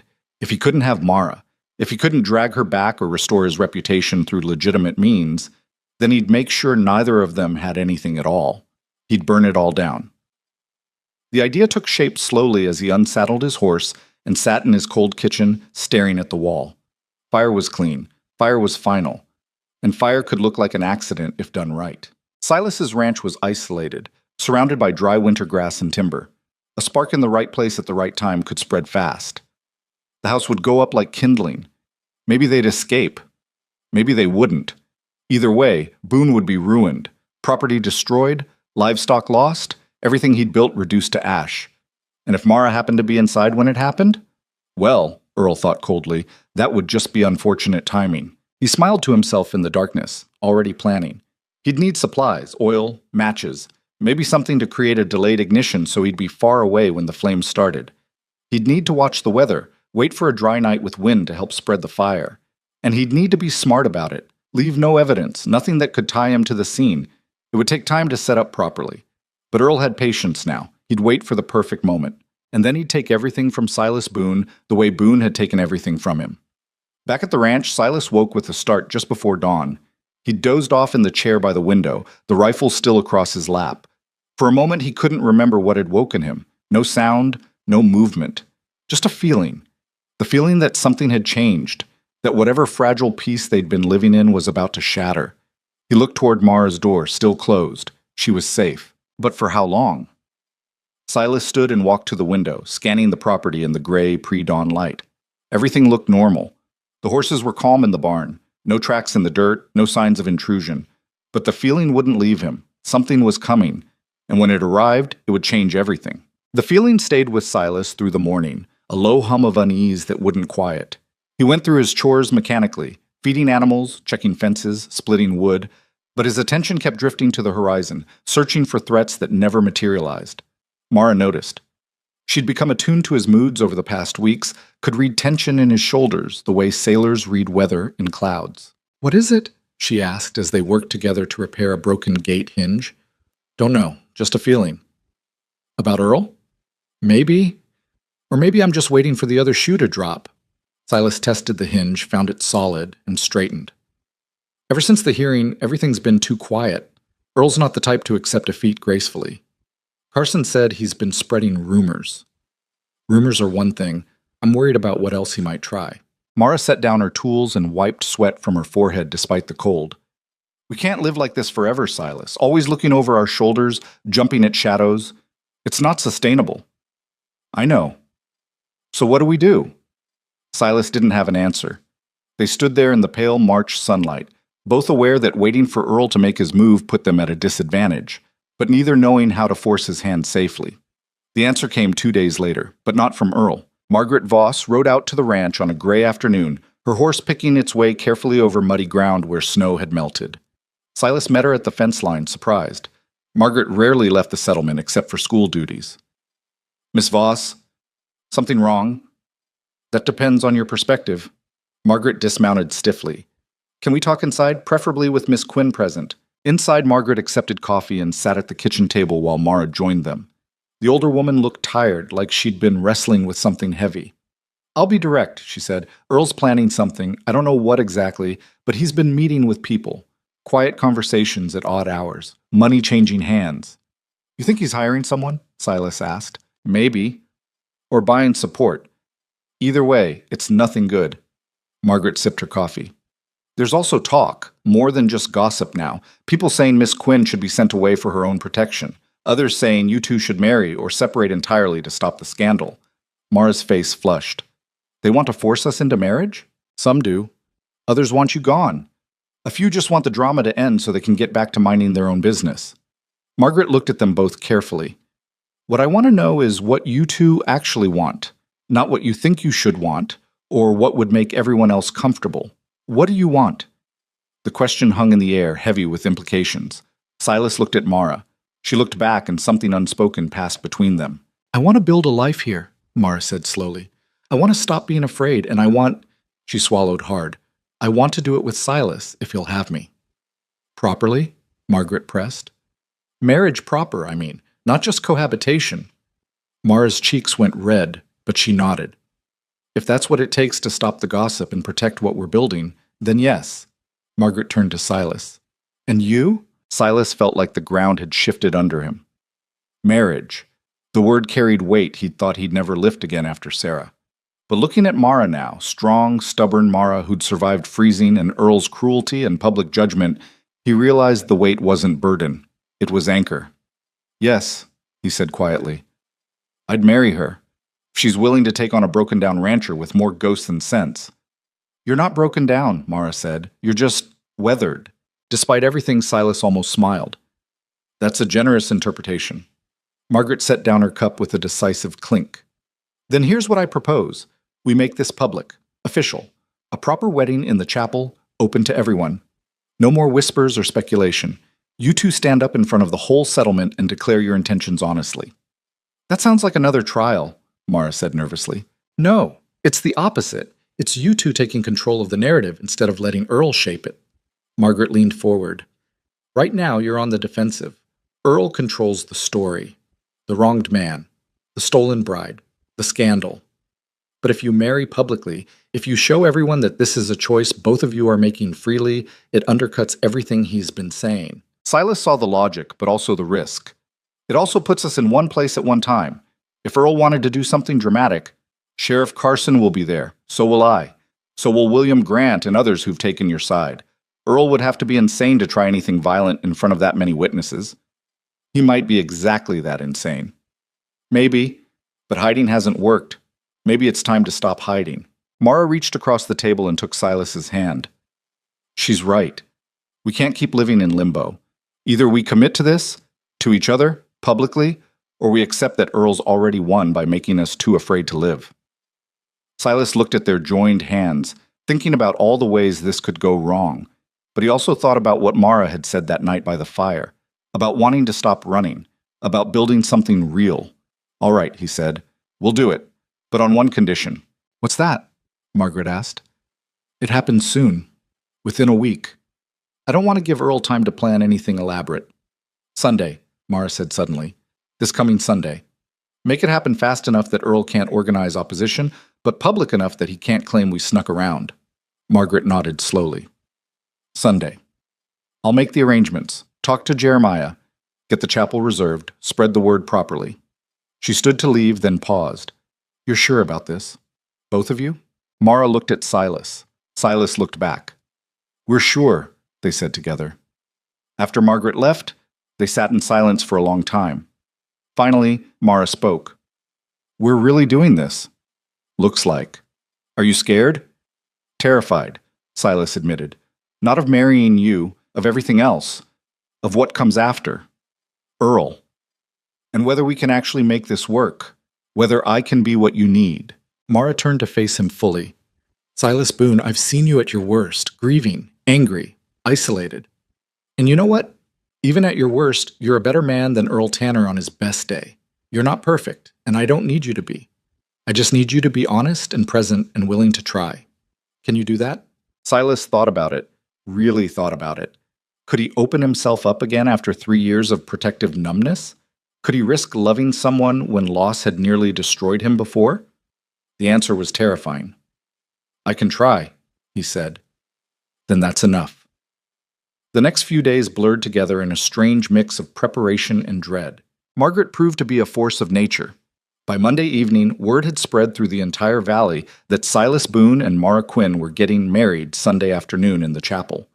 Some people reacted with approval, others with scandal, but everyone reacted. The upcoming wedding became the only topic of conversation at the trading post, the saloon, even the sheriff's office. Earl's response was ominous silence. Carson reported that Earl had holed up at his ranch and wasn't talking to anyone, not making threats, not spreading rumors, just quiet. That worried Carson more than threats would have. Quiet Earl is dangerous, Earl, the sheriff said when he stopped by Wednesday to check on them. I don't like not knowing what he's thinking. Maybe he's accepted defeat, Mara suggested, though she didn't sound convinced. And maybe cows can fly. I'm posting deputies at the chapel on Sunday, just in case. Silas appreciated the precaution, but he couldn't shake the feeling that Earl's plan, whatever it was, wouldn't happen in front of witnesses. Earl was cruel, not stupid. He'd wait for a moment when guards were down, when attention was elsewhere. The wedding itself was almost an afterthought compared to the security concerns. Mara had no dress except the one she'd worn to the hearing, but Margaret arrived Thursday with a simple cream-colored gown that had belonged to her sister.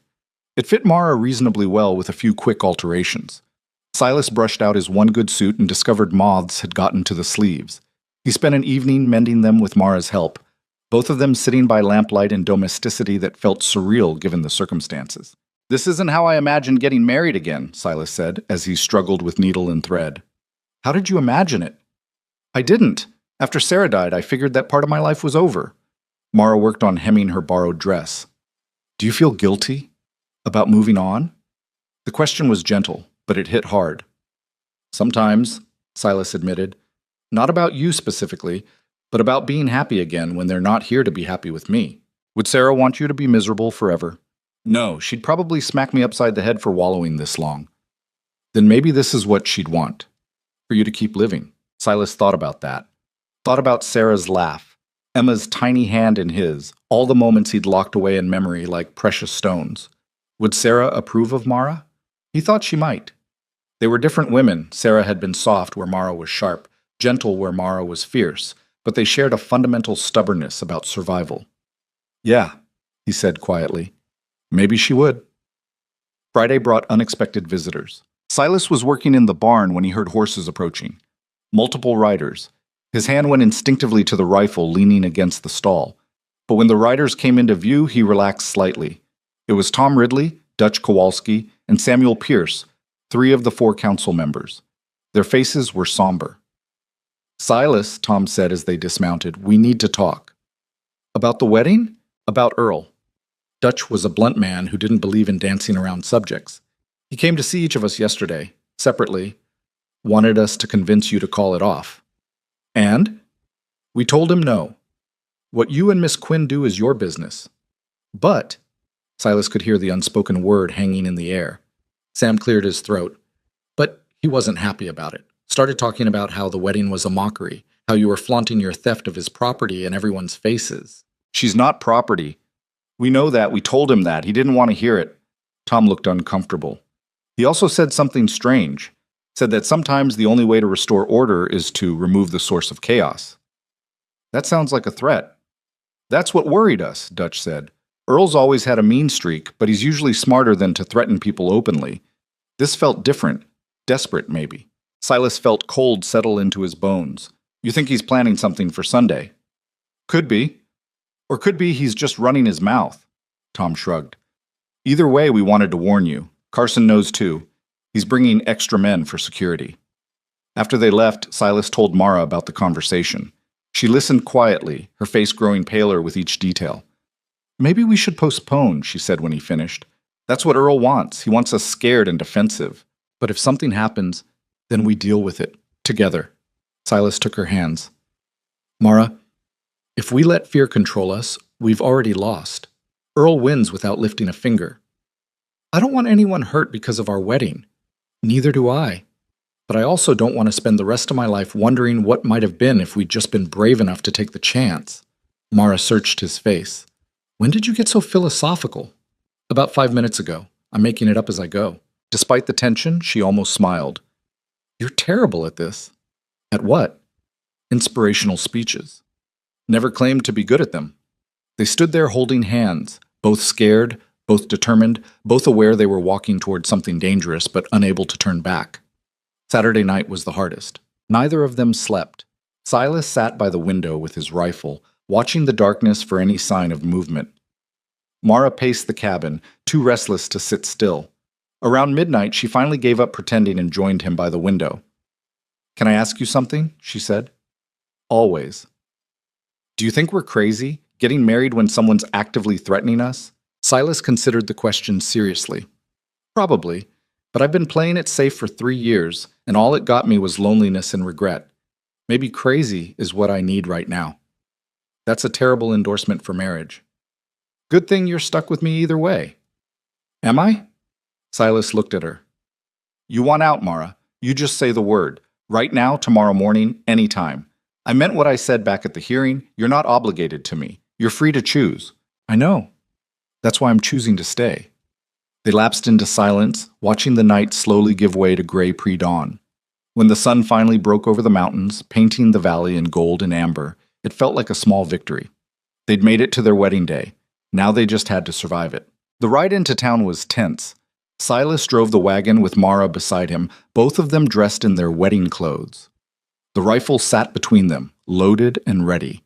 Every tree, every rock formation, every bend in the road felt like a potential ambush point, but nothing happened. They reached the settlement at noon to find it bustling with activity. People had turned out in numbers Silas hadn't expected. Some genuinely supportive, others just curious, a few clearly hoping for drama. The chapel doors stood open, and Margaret waved from the entrance. "You made it," she said with obvious relief. "Was there doubt?" Mara asked. "With Earl lurking around, always." Margaret ushered them inside. "Carson's here with 4 deputies. William Grant brought some of the rail workers to help keep watch. If Earl tries anything, he'll have to go through half the settlement first." Inside the chapel, Silas counted at least 60 people, more than he'd seen since Christmas services. Some faces were friendly. Margaret, William, a handful of ranchers who'd stayed neutral during the hearing. Others were hostile. Jack Prentice sat in the back row glaring, and several of Earl's known associates clustered nearby. But Earl himself was nowhere to be seen. That bothered Silas more than if the man had been standing front and center making threats. Jeremiah Stone waited at the altar, looking official in his Sunday best. He caught Silas's eye and nodded grimly. The old mayor didn't approve of shotgun weddings, but he'd performed the ceremony anyway. That was something. Carson approached them as they stood near the entrance, Mara gripping Silas's arm tightly. "No sign of Earl," the sheriff said quietly. "I've got men watching the approaches and someone covering the back entrance. If he shows, we'll see him coming. Unless he doesn't plan to show," Silas said. "Then we get through the ceremony without incident and count ourselves lucky." Lucky. The word felt hollow given the circumstances. Margaret checked her watch. "It's 1 o'clock. Time to start." Mara looked at Silas. "Ready?" "No. You?" "Not even a little." "Good. Let's do this anyway." They walked down the aisle together, neither wanting to do things traditionally. This wasn't about Silas claiming Mara or giving her away like property. This was about 2 people making a choice together, publicly, despite everything trying to stop them. The crowd watched in near silence. Silas could feel the weight of their judgment, their curiosity, their doubt. Let them stare, let them wonder. This was happening regardless. At the altar, Jeremiah cleared his throat and began. "Friends and neighbors, we're gathered here to witness the marriage of Silas Boone and Mara Quinn. This union has been—" He paused, clearly struggling with how to describe the situation. "Unconventional in its origins, but marriage itself is about commitment and choice. These 2 have chosen each other despite significant obstacles. That should count for something." It wasn't the most romantic opening, but it was honest. Jeremiah continued with the traditional words about love and commitment and duty. Silas barely heard them. His attention was split between Mara's face and the chapel entrance, waiting for Earl to burst through with accusations, or worse. But the door stayed closed. "Silas Boone," Jeremiah said, pulling Silas's focus back. "Do you take Mara Quinn to be your lawfully wedded wife? To have and to hold, for better or worse, in sickness and health, until death parts you?" Silas looked at Mara, really looked at her. This woman who'd survived abandonment and freezing and public humiliation. This woman who'd chosen to stay when leaving would have been easier. This woman who somehow saw something worth loving in his broken pieces. "I do," he said, and meant it more than he'd meant anything in years. Jeremiah turned to Mara. "Mara Quinn, do you take Silas Boone to be your lawfully wedded husband? To have and to hold, for better or worse, in sickness and health until death parts you?" Mara's voice shook slightly, but it was clear. "I do." "Then by the power vested in me by the territorial government, I pronounce you husband and wife. Silas, you may kiss your bride." Silas leaned down and kissed Mara gently. It wasn't passionate or dramatic, just a simple press of lips that sealed a promise. When they broke apart, Mara was smiling despite the tears on her cheeks. The chapel erupted in mixed reaction. Some people clapped. Others sat in stony silence. Jack Prentice stood and stalked out, followed by several others. But they'd done it. Against odds and threats and social pressure, they'd married. Silas felt something unclench in his chest. Not relief exactly, but a sense of rightness. This was where he was supposed to be. This was who he was supposed to be with. Margaret rushed forward to hug Mara. "Congratulations, you did wonderfully." "Is it over?" Mara asked, sounding dazed. "The ceremony is. The rest is just beginning." People crowded around offering congratulations or pointed silence. William Grant shook Silas's hand with genuine warmth. Dutch Kowalski nodded approvingly. Even Tom Ridley managed a grudging smile. But through it all, Silas kept scanning the crowd for Earl's face. He never appeared. Outside, the afternoon had turned cold and windy. Dark clouds were rolling in from the mountains, promising rain or possibly snow. Silas helped Mara into the wagon while Carson approached. "Earl never showed," the sheriff said. I don't know if that's good or bad. Bad, Silas said flatly. If he'd come to make a scene, we could have dealt with it. This silence means he's got something else planned. I'll keep watch on his place. If he makes a move, by the time you see him make a move, it might be too late. Carson didn't argue. They both knew Silas was right. The ride home felt longer than the ride in. The sky kept darkening, and the wind picked up until it howled across the valley like a living thing. Mara huddled close to Silas for warmth, and he drove with one hand on the reins and one on the rifle. They were half a mile from the ranch when they saw the smoke. At first, Silas thought it was just storm clouds, dark smudges against the horizon. But as they got closer, the smell hit, sharp and acrid and wrong. Fire, Mara breathed. Silas snapped the reins, urging the horses faster. His heart hammered against his ribs. Please not the house. Please not the barn. Please not everything he'd built. They crested the final hill, and Silas's worst fears materialized in front of them. The barn was burning. Flames licked up the walls, fed by dry wood and winter hay. Smoke poured into the sky in thick black columns. The horses inside were screaming, high, terrible sounds that cut through the roar of fire. The animals! Mara shouted. Silas was already moving. He drove the wagon as close as he dared, then jumped down and ran toward the barn. The heat hit him like a physical blow, searing his face and hands. Through the smoke, he could see shapes moving inside. Constance, Delilah, the other horses panicking in their stalls.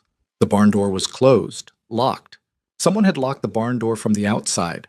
Earl. Rage flooded through Silas, hot and clean.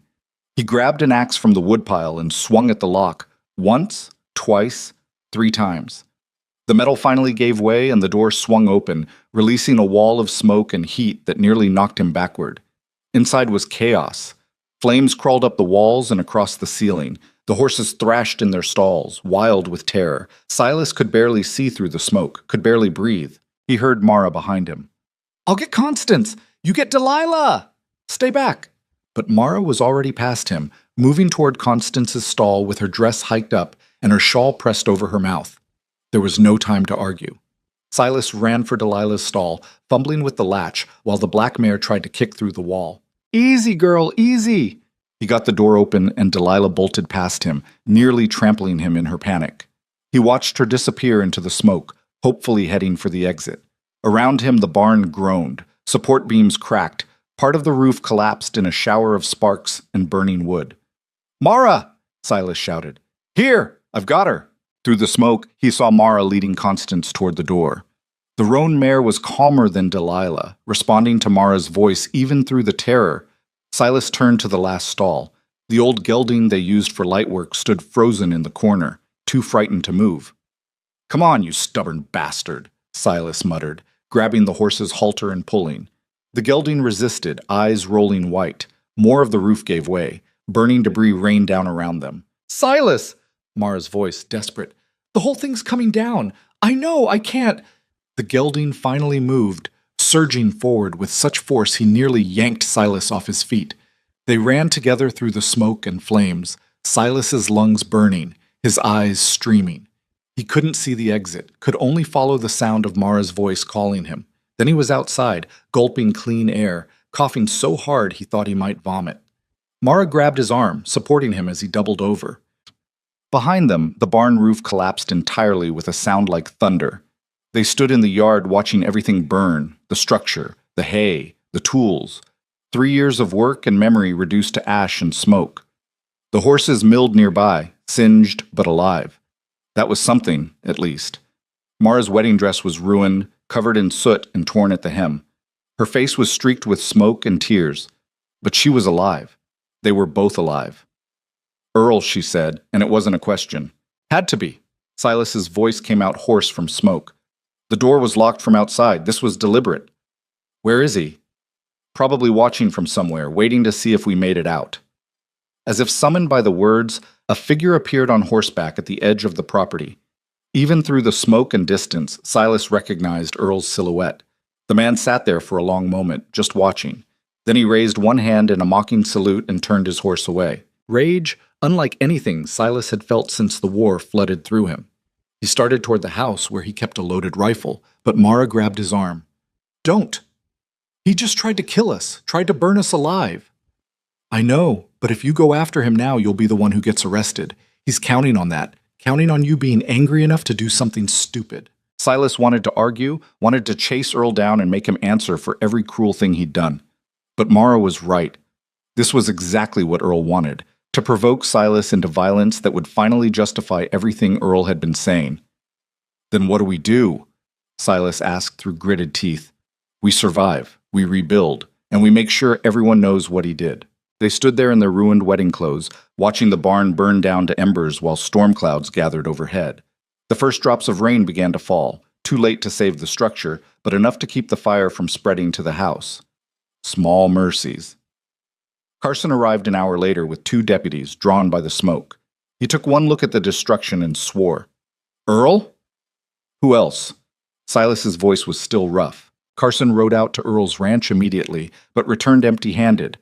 Earl was gone, packed up and cleared out, according to neighbors. Nobody knew where he'd gone or when he was coming back. "He planned this," Carson said grimly. "Timed it for the wedding so he'd have an alibi. Could claim he was somewhere else entirely while the barn was burning." "Can you charge him?" "With what evidence? You didn't see him set the fire. Nobody did. All we've got is suspicion." The door was locked from outside. "Could have been an accident. Could have been livestock bumping the latch." Carson held up a hand. I know.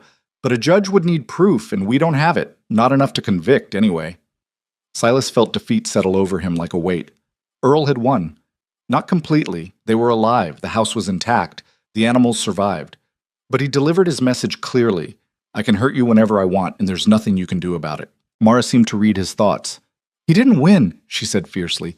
"We're still here. We're still married. He wanted to destroy us, and he failed. He destroyed the barn. Barns can be rebuilt. People can't." Carson cleared his throat. "For what it's worth, I believe you about Earl. And I'll make sure everyone knows what I believe. Won't be enough for arrest, but it'll damage his reputation further. That's something." It wasn't much, but it was all they had. After Carson left, Silas and Mara stood in front of what remained of the barn, blackened timbers and smoking ruins. The rain had picked up, soaking them both, but neither moved to go inside. "Hell of a wedding day," Silas said finally. "Could have been worse." "How?" "We could be dead." "Fair point." Mara took his hand, lacing her soot-stained fingers through his. "Silas Boone, I married you about 3 hours ago. I meant those vows, for better or worse. This definitely qualifies as worse. Gonna be a lot of worse before we see better. Then we'll face it together." That was the deal, wasn't it? Silas looked at his wife. The words still felt strange, but right, and felt something shift inside him. Earl had tried to break them, had tried to reduce everything to ashes. But standing here in the rain, covered in soot and exhaustion and determination, they were still standing, still fighting, still together. "Yeah," he said, "that was the deal." They walked back to the house hand in hand, leaving the smoldering ruins behind them. The rain fell harder, washing away smoke and soot, cleaning the air. Tomorrow they'd start figuring out how to rebuild. Tomorrow they'd deal with Earl's absence and the questions it raised. Tomorrow they'd begin the work of recovery. But tonight, they'd survived. And sometimes survival was victory enough. Inside the house, they stripped off their ruined wedding clothes in silence. Mara's borrowed dress was beyond saving, and Silas's suit jacket had burn holes through both sleeves. They washed the soot from their skin with cold water and stood by the stove trying to stop shivering, both from cold and delayed shock. "We should eat something," Mara said finally, though neither of them looked hungry. "Yeah," but they just stood there, staring at nothing, processing what had happened. Their wedding day. The barn. Earl's mocking salute. The casual cruelty of a man who'd rather destroy than accept defeat. Silas felt exhaustion settling into his bones, but also something else, a clarity he hadn't felt in years. Earl had shown his hand completely now. There was no pretending anymore, no ambiguity about his intentions. The man was dangerous, vindictive, and willing to kill, but he'd also made a mistake. He'd left them alive.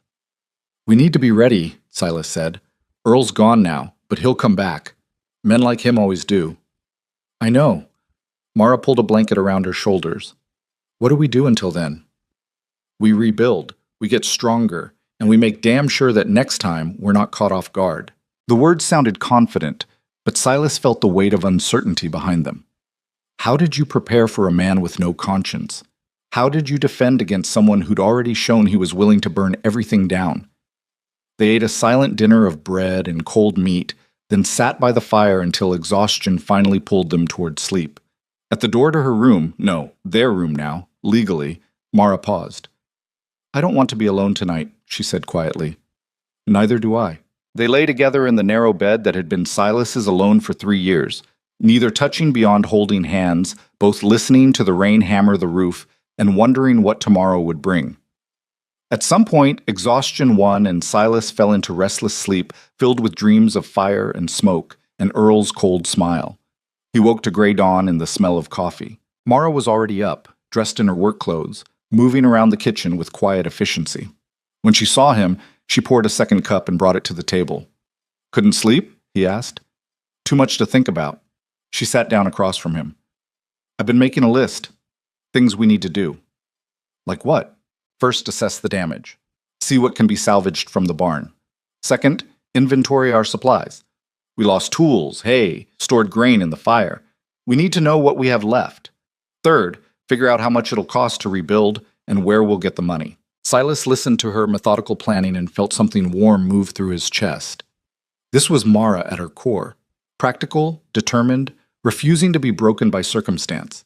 She'd survived abandonment and freezing and public judgment. A burnt barn wasn't going to defeat her. There's also Earl, Silas added. We need to figure out what to do about him. Carson said there's no proof. There's no legal proof. But everyone knows what he did. That matters. Does it? Mara's voice held doubt. Half the town still thinks I'm the problem, that if I'd just gone back to Earl, none of this would have happened. The other half knows better. Half isn't enough when the other half wants us gone. She wasn't wrong. The settlement was divided, and that division made them vulnerable. As long as Earl had supporters, people who valued stability and tradition over justice, he had cover for his actions. They spent the morning surveying the damage. The barn was a total loss. Nothing salvageable except some metal hardware that had survived the heat. 3 stalls worth of hay gone, tools destroyed. The financial hit would be significant, and they were heading into spring when expenses always spiked. Silas was calculating costs in his head when he heard horses approaching. Multiple riders again. His hand went to the rifle, but then he recognized Dutch Kowalski in the lead. Dutch dismounted along with Tom Ridley and 4 other ranchers Silas knew by sight, but not well. They looked uncomfortable, shuffling their feet and avoiding eye contact. Silas, Dutch said, we heard about the barn. News travels fast. In a valley this small, everything travels fast. Dutch pulled an envelope from his coat. We took up a collection. It's not much, but it should help with lumber and supplies for rebuilding. Silas took the envelope, surprised by its weight. Inside was more money than he'd expected. Enough to buy quality timber and then some. Why? He asked bluntly. Because what Earl did was wrong, Tom said. Some of us didn't speak up loud enough at the hearing, didn't want to take sides, but burning a man's property on his wedding day? He shook his head. That crosses a line we can't ignore. We don't all agree with your choices, another rancher added. Some folks still think the situation with Miss Quinn, with your wife, is scandalous, but that doesn't mean we condone attempted murder. Mara had come out of the house during the conversation. She stood on the porch watching the exchange with an expression Silas couldn't quite read. Thank you, Silas said, and meant it. It means something. It means we're trying to be better neighbors than we've been, Dutch said gruffly. Can't promise everyone will come around. But those of us here, we've got your back. Earl shows his face again, he'll have to answer to more than just you. After they left, Mara came down from the porch and took Silas's hand. There's good people here, she said softly. Not everyone, but enough. Enough to matter. Yeah, enough to matter. They spent the next week working from dawn until exhaustion forced them to stop. Silas began clearing the barn site while Mara managed the household and animals. It was grueling physical labor, made harder by the early spring cold and intermittent rain. But there was something therapeutic about it too, taking destruction and transforming it into preparation for rebuilding. Margaret visited twice, bringing food and news from town. Earl hadn't returned, but his cousin Jack was telling anyone who'd listen that the barn fire was an accident caused by Silas's negligence. The story wasn't gaining much traction, but it was enough to muddy the waters. People want to believe the comfortable lie, Margaret said. It's easier than accepting one of their own is capable of that kind of evil. So what do we do? Mara asked. We live well. We rebuild. We show everyone that Earl didn't break you. Margaret smiled. Revenge is living a good life despite those who tried to destroy you. The words stuck with Silas. Revenge is success. Revenge is survival. It wasn't the dramatic confrontation part of him still craved, but maybe it was more powerful for being subtle. On the 10th day after the fire, William Grant rode out with unexpected news. Earl's been spotted, the old rail worker said. 3 valleys over, at a saloon in Bridger Creek, drunk and running his mouth about how he showed you both what happens to people who cross him. Did he confess to the fire? Silas asked. Near enough. Bragged about it to anyone who'd listen. Problem is, he was drunk. Any lawyer would say it was just liquor talking. But people heard him. They did. And word's spreading. William looked satisfied. Man can't brag about his crimes without consequences, even out here. The consequences came faster than Silas expected. 2 days later, Carson rode out with a federal marshal named Hayes, a tall, weathered man with cold eyes and a badge that carried more weight than Carson's local authority. Mr. Boone, Hayes said, I'm investigating a suspected arson. I understand your barn burned down under suspicious circumstances. Silas told the story again, all of it. Earl's threats, the locked door, the timing on their wedding day. Hayes listened without interruption, making occasional notes in a small book. When Silas finished, Hayes turned to Mara. Mrs. Boone, can you confirm this account? Hearing someone call her Mrs. Boone still startled Mara slightly, but she nodded. Every word, and there's more.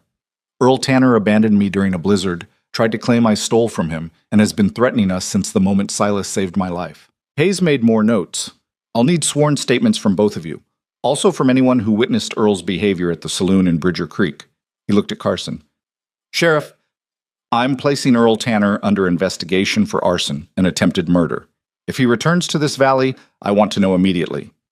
Yes, sir. After they left, Silas felt something loosen in his chest. It wasn't justice yet. Earl was still free, still dangerous, but it was acknowledgement. Official acknowledgement that what had happened was wrong, was criminal. That mattered more than he'd realized. Spring arrived in earnest, bringing mud and new grass and the smell of earth thawing. Silas began rebuilding the barn with help from Dutch and Tom and several others who donated labor along with the money. It was smaller than the original, but sturdier, built with the kind of attention that comes from knowing it might have to withstand more than weather. Mara threw herself into planting a garden where winter had kept everything frozen. She'd found Sarah's old seed collection in a trunk and carefully sorted what was still viable. Watching her work the soil with determination reminded Silas that healing wasn't about forgetting the past. It was about building something new on top of it. They were working in the garden together one afternoon when Mara sat back on her heels and looked at him. I've been thinking about something Margaret said, about living well being the best revenge. What about it? I think she's right, but it's more than that. It's not just about showing Earl he didn't win. It's about proving to ourselves that we deserve this, that we deserve to be happy. Silas set down his spade. You think we don't deserve it?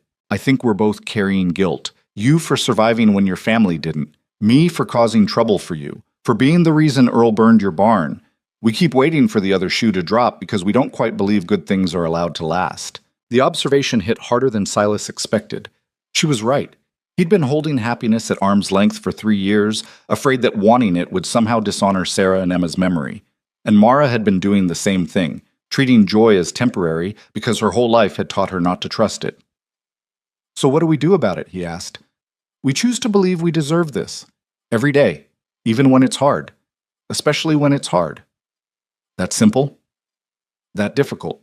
Silas looked at his wife, this woman who'd been discarded and frozen and nearly killed, who'd somehow found the strength not just to survive, but to plant flowers in the ruins, and felt something fundamental shift inside him. All right, he said, let's deserve this.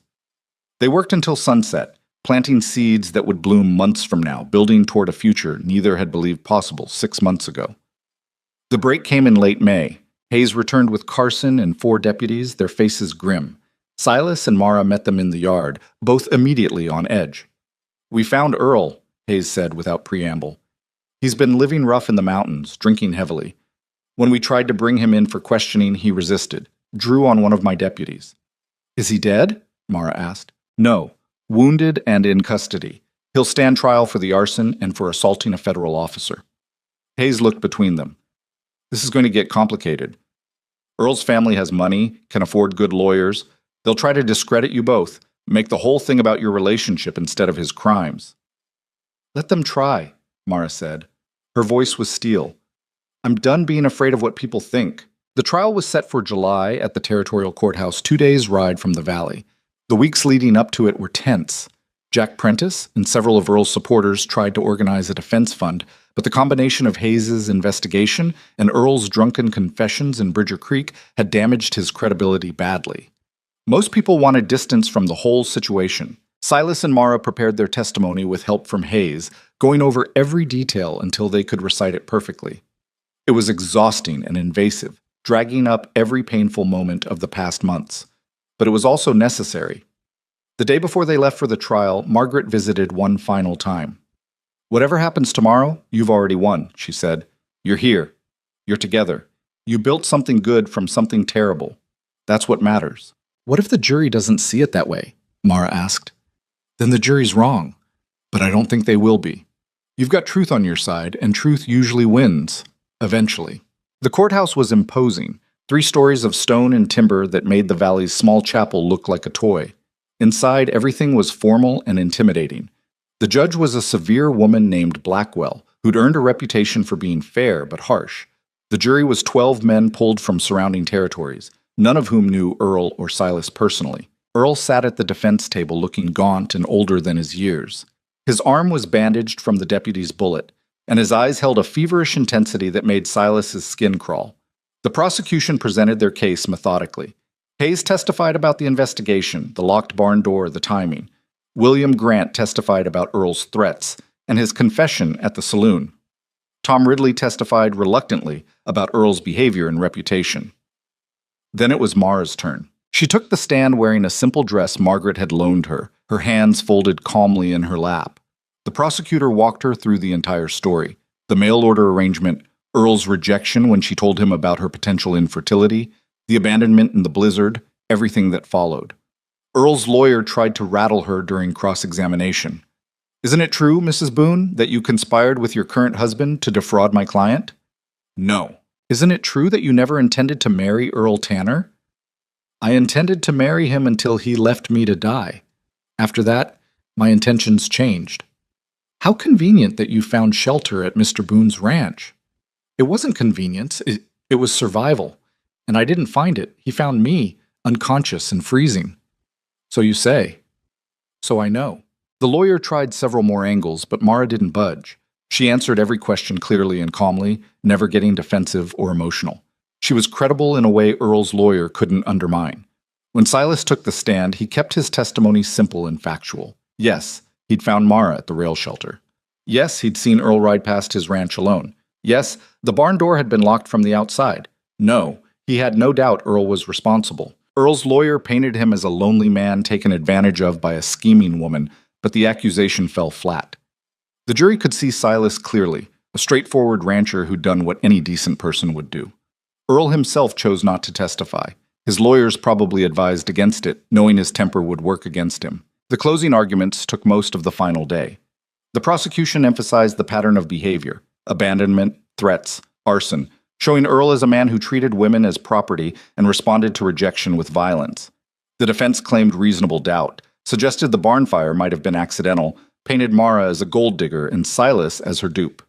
The jury deliberated for 6 hours. When they returned, the foreman was a middle-aged rancher who looked exhausted. In the case of the Territory versus Earl Tanner, on the charge of arson, we find the defendant guilty. On the charge of attempted murder, we find the defendant guilty. On the charge of assault on a federal officer, we find the defendant guilty. The courtroom erupted. Earl lunged to his feet, shouting about injustice and conspiracy, but the deputies restrained him quickly. Judge Blackwell hammered her gavel until order returned.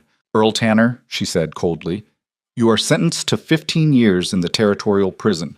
You will also pay restitution to Silas and Mara Boone in the amount of $500 for property damage. If you ever threaten these people again, the sentence will be extended. Do you understand?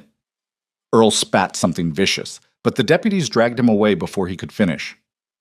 Outside the courthouse, Silas and Mara stood in the afternoon sun, still processing what had happened. It's over, Mara said, as if testing the words. Yeah, it's over. They rode back to the valley in near silence, both too overwhelmed for conversation. 15 years. Earl would be an old man when he got out, his reputation destroyed, his life effectively over. It should have felt like victory. Instead, it just felt like relief. The Valley's reception when they returned was warmer than expected. Word of the conviction had traveled fast, and with it came a shift in public opinion. People who'd been quietly supportive became openly friendly. Those who'd sided with Earl either apologized or stayed silent. The barn was finished by August, larger than planned because so many people had donated labor and materials. At the dedication, an impromptu gathering that turned into a celebration, Dutch made a short speech. We failed Mara when she first came to this valley. We let her suffer because speaking up was uncomfortable. We let Earl's cruelty hide behind respectability. That's on all of us. He looked around at the assembled crowd. But we got a chance to do better, and most of us took it. Let this barn stand as a reminder. Sometimes the right thing is hard, but it's still right. People clapped, and Silas felt Mara's hand slip into his. They'd built more than a barn. They'd built community from the ashes of isolation. Summer faded into fall, and life settled into rhythms that felt almost normal. Silas worked the ranch with Mara's help, planning expansions now that the immediate crisis had passed. Mara's garden flourished beyond expectations, and she started trading surplus vegetables at the settlement for other goods. They learned how to be married, not the romantic ideal, but the real work of building life with another person. They argued about small things like dishwashing and large things like whether to buy more cattle. They made each other laugh. They held each other through nightmares about fire and freezing. They figured out, slowly and imperfectly, how to be partners. The shift came on a cold October evening when someone knocked on their door just after sunset. Silas answered to find Sheriff Carson with 2 children, a girl maybe 8 years old and a boy around 10. Both were filthy, underfed, and looked terrified. "Silas, Mara," Carson said. "This is Ann and Thomas Brennan. Their parents died of fever last week.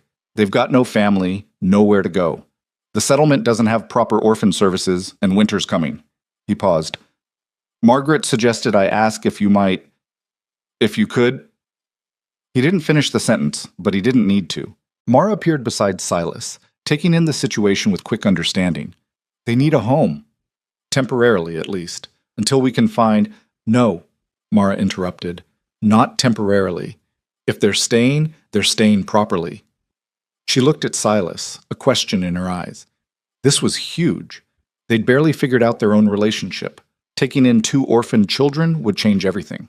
But Silas thought about Emma, about how she'd never get the chance to grow up. He thought about Sarah's constant stream of rescued creatures. He thought about Mara's fierce protection of anything vulnerable. "Bring them in," he said.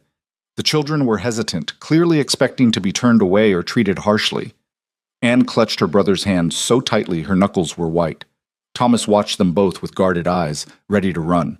Mara knelt down to their level. "My name's Mara. This is Silas. We have a warm house, food, and 2 spare rooms. You're welcome here for as long as you need. No strings, no obligations, just safety. Is that all right?" Anne looked at Thomas. Thomas looked at Mara and Silas, searching for lies or traps. "Why?" he asked finally. "Why would you help us?" "Because someone helped me once when I had nowhere to go," Mara said simply. "And because you deserve better than what you've been given." It wasn't immediate trust. That would take time. But it was a beginning. Carson left after extracting promises that they'd come to him if they needed anything. The children ate dinner like they couldn't believe the food wouldn't disappear, then fell asleep in the spare rooms almost instantly. Silas and Mara sat by the fire afterward, both processing what they'd just agreed to. "We don't know what we're doing," Silas said. "No, but we'll figure it out. It won't be easy. 2 traumatized kids, winter coming, all the adjustments. Nothing about our life has been easy. Why start now?" Silas looked at his wife and felt something fierce and protective expand in his chest. This woman who'd been abandoned and discarded had just opened their home without hesitation to 2 more abandoned souls. She'd taken her own pain and transformed it into compassion. "You're remarkable," he said quietly. "I'm just doing what anyone should do." "But most people don't." Mara leaned against his shoulder. "Then maybe we can teach them. Anne and Thomas. Maybe we can show them that the world has kindness in it, not just cruelty. Maybe that's our purpose. Breaking the cycle." Winter came hard and early that year, but the house felt warmer than it ever had. Anne and Thomas slowly thawed from their defensive shells. Anne started helping Mara with cooking and mending. Thomas shadowed Silas during chores, absorbing everything about ranch work with quiet intensity. There were hard days. Thomas had nightmares that woke the whole house. Anne cried for her mother when she thought no one could hear. Both children tested boundaries constantly, expecting to be sent away the moment they became inconvenient. But Silas and Mara held steady. They didn't promise the children everything would be perfect, because it wouldn't be. They promised they'd be there. They promised safety. They promised that this home was real and permanent. On Christmas morning, Mara gave Anne a rag doll she'd sewn in secret over previous weeks. The doll was imperfect. One arm slightly longer than the other, the face a bit lopsided, but Anne clutched it like treasure. Silas gave Thomas a pocket knife with his initials carved into the handle. "A man should have his own tools," he said, and watched Thomas's eyes go wide with disbelief that anyone would give him something so valuable. In return, the children gave them a drawing, crude but heartfelt, of all four of them standing in front of the house. At the bottom, in careful letters, Anne had written, "Family." Mara cried. Silas had to clear his throat several times before he could speak. "That's right," he managed finally. "That's exactly right." Spring brought a letter from the territorial government making the adoption official. Anne and Thomas Brennan were legally now Anne and Thomas Boone. The paperwork felt almost anticlimactic compared to the months of daily choices that had already made them family, but it mattered anyway. It meant no one could take them away. Margaret hosted a celebration at the schoolhouse, and most of the valley turned out.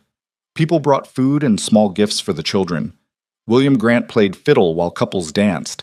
Even Tom Ridley, who'd been so worried about propriety and scandal, shook Silas's hand and said, "You're doing good work here." Standing at the edge of the celebration, watching Anne laugh while she danced with Margaret and Thomas attempt to teach Mara a card game, Silas felt something he hadn't felt since before Sarah died. Peace. Not the absence of struggle. There were still hard days ahead, still challenges to face, still grief that visited unexpectedly. But peace in the sense of rightness, of being exactly where he was supposed to be, with exactly the people he was supposed to be with. Mara appeared beside him, slipping her hand into his. "What are you thinking?" she asked. "That Earl thought he was destroying us when he burned that barn. And he was right. He destroyed what we were.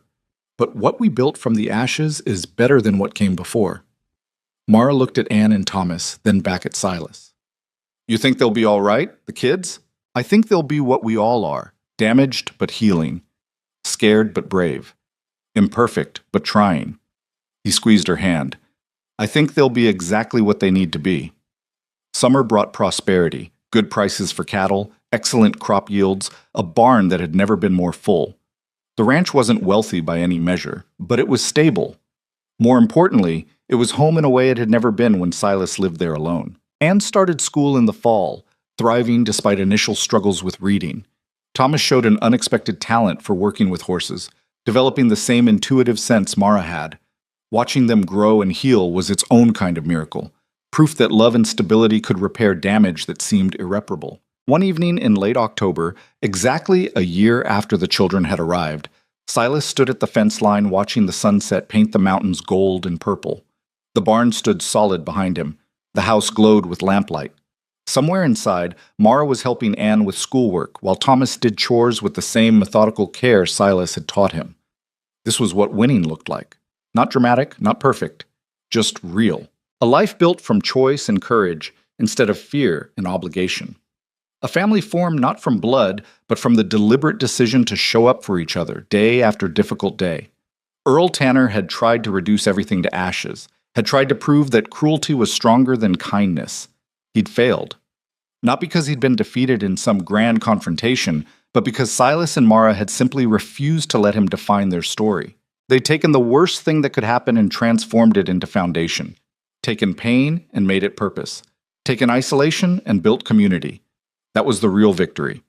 The quiet, unglamorous triumph of survival becoming life and life becoming joy. Mara joined him at the fence, carrying 2 cups of coffee. She handed him one and leaned against his shoulder in comfortable silence. They stood like that until the last light faded from the sky and stars began appearing overhead, countless, distant, and beautiful. "You ever wonder what would have happened if you hadn't found me that morning?" Mara asked. "Every day. And I thank whatever force in the universe that made me ride out when I did. That made me look for you instead of assuming you were someone else's problem. You think it was fate? I think it was choice. Mine, yours, everyone who helped us along the way. Fate didn't save you. I did. Fate didn't rebuild the barn. The community did. Fate didn't make us a family. We chose that. All four of us. Mara was quiet for a moment. Then, I like that better. Choice instead of fate. It means we earned this. We did. From inside the house came the sound of children arguing about something trivial, then Anne's laughter cutting through the tension. It was ordinary, mundane, the kind of moment that passed unremarked in thousands of households across the territory. But to Silas, it was everything, because ordinary was what they'd fought for.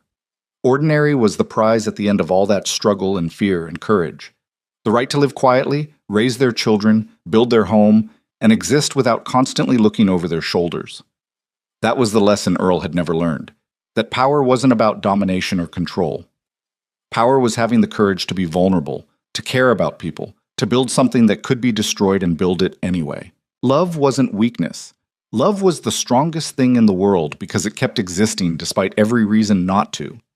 Come on, Mara said, tugging his hand. Anne made dessert. If we don't get in there, Thomas will eat it all. They walked back to the house together, leaving the darkness and stars behind for the warmth and light and noise of family. The door closed behind them, shutting out the cold October night. Inside, Anne had indeed made dessert, a slightly lopsided pie that tasted perfect anyway. Thomas had saved them each a slice despite his sister's accusations. They ate together at the table Silas had built, in the house he'd nearly lost, surrounded by the family that had emerged from catastrophe. Years later, when people asked how Silas and Mara Boone built their life, when they asked about the famous trial, or the barn fire, or the dramatic rescue in the blizzard, the couple would smile and give the same answer. It wasn't one big moment, it was 1,000 small choices. The choice to look for someone in the snow instead of staying safe. The choice to stand up in public and tell the truth. The choice to rebuild instead of surrender. The choice to open their home to orphaned children. The choice, every single day, to believe that kindness was stronger than cruelty, and that hope was more powerful than fear. Those choices hadn't been easy. They'd been terrifying and costly and uncertain, but they'd been right. And in the end, right was all that mattered. The frontier was a hard place that turned some people cruel and others extraordinary. Silas and Mara Boone weren't saints or heroes. They were just two broken people who decided to be brave when it would have been easier to hide.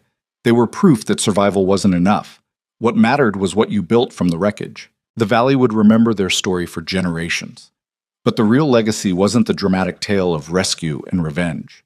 It was the ordinary life they created afterward. The children who grew up knowing they were wanted.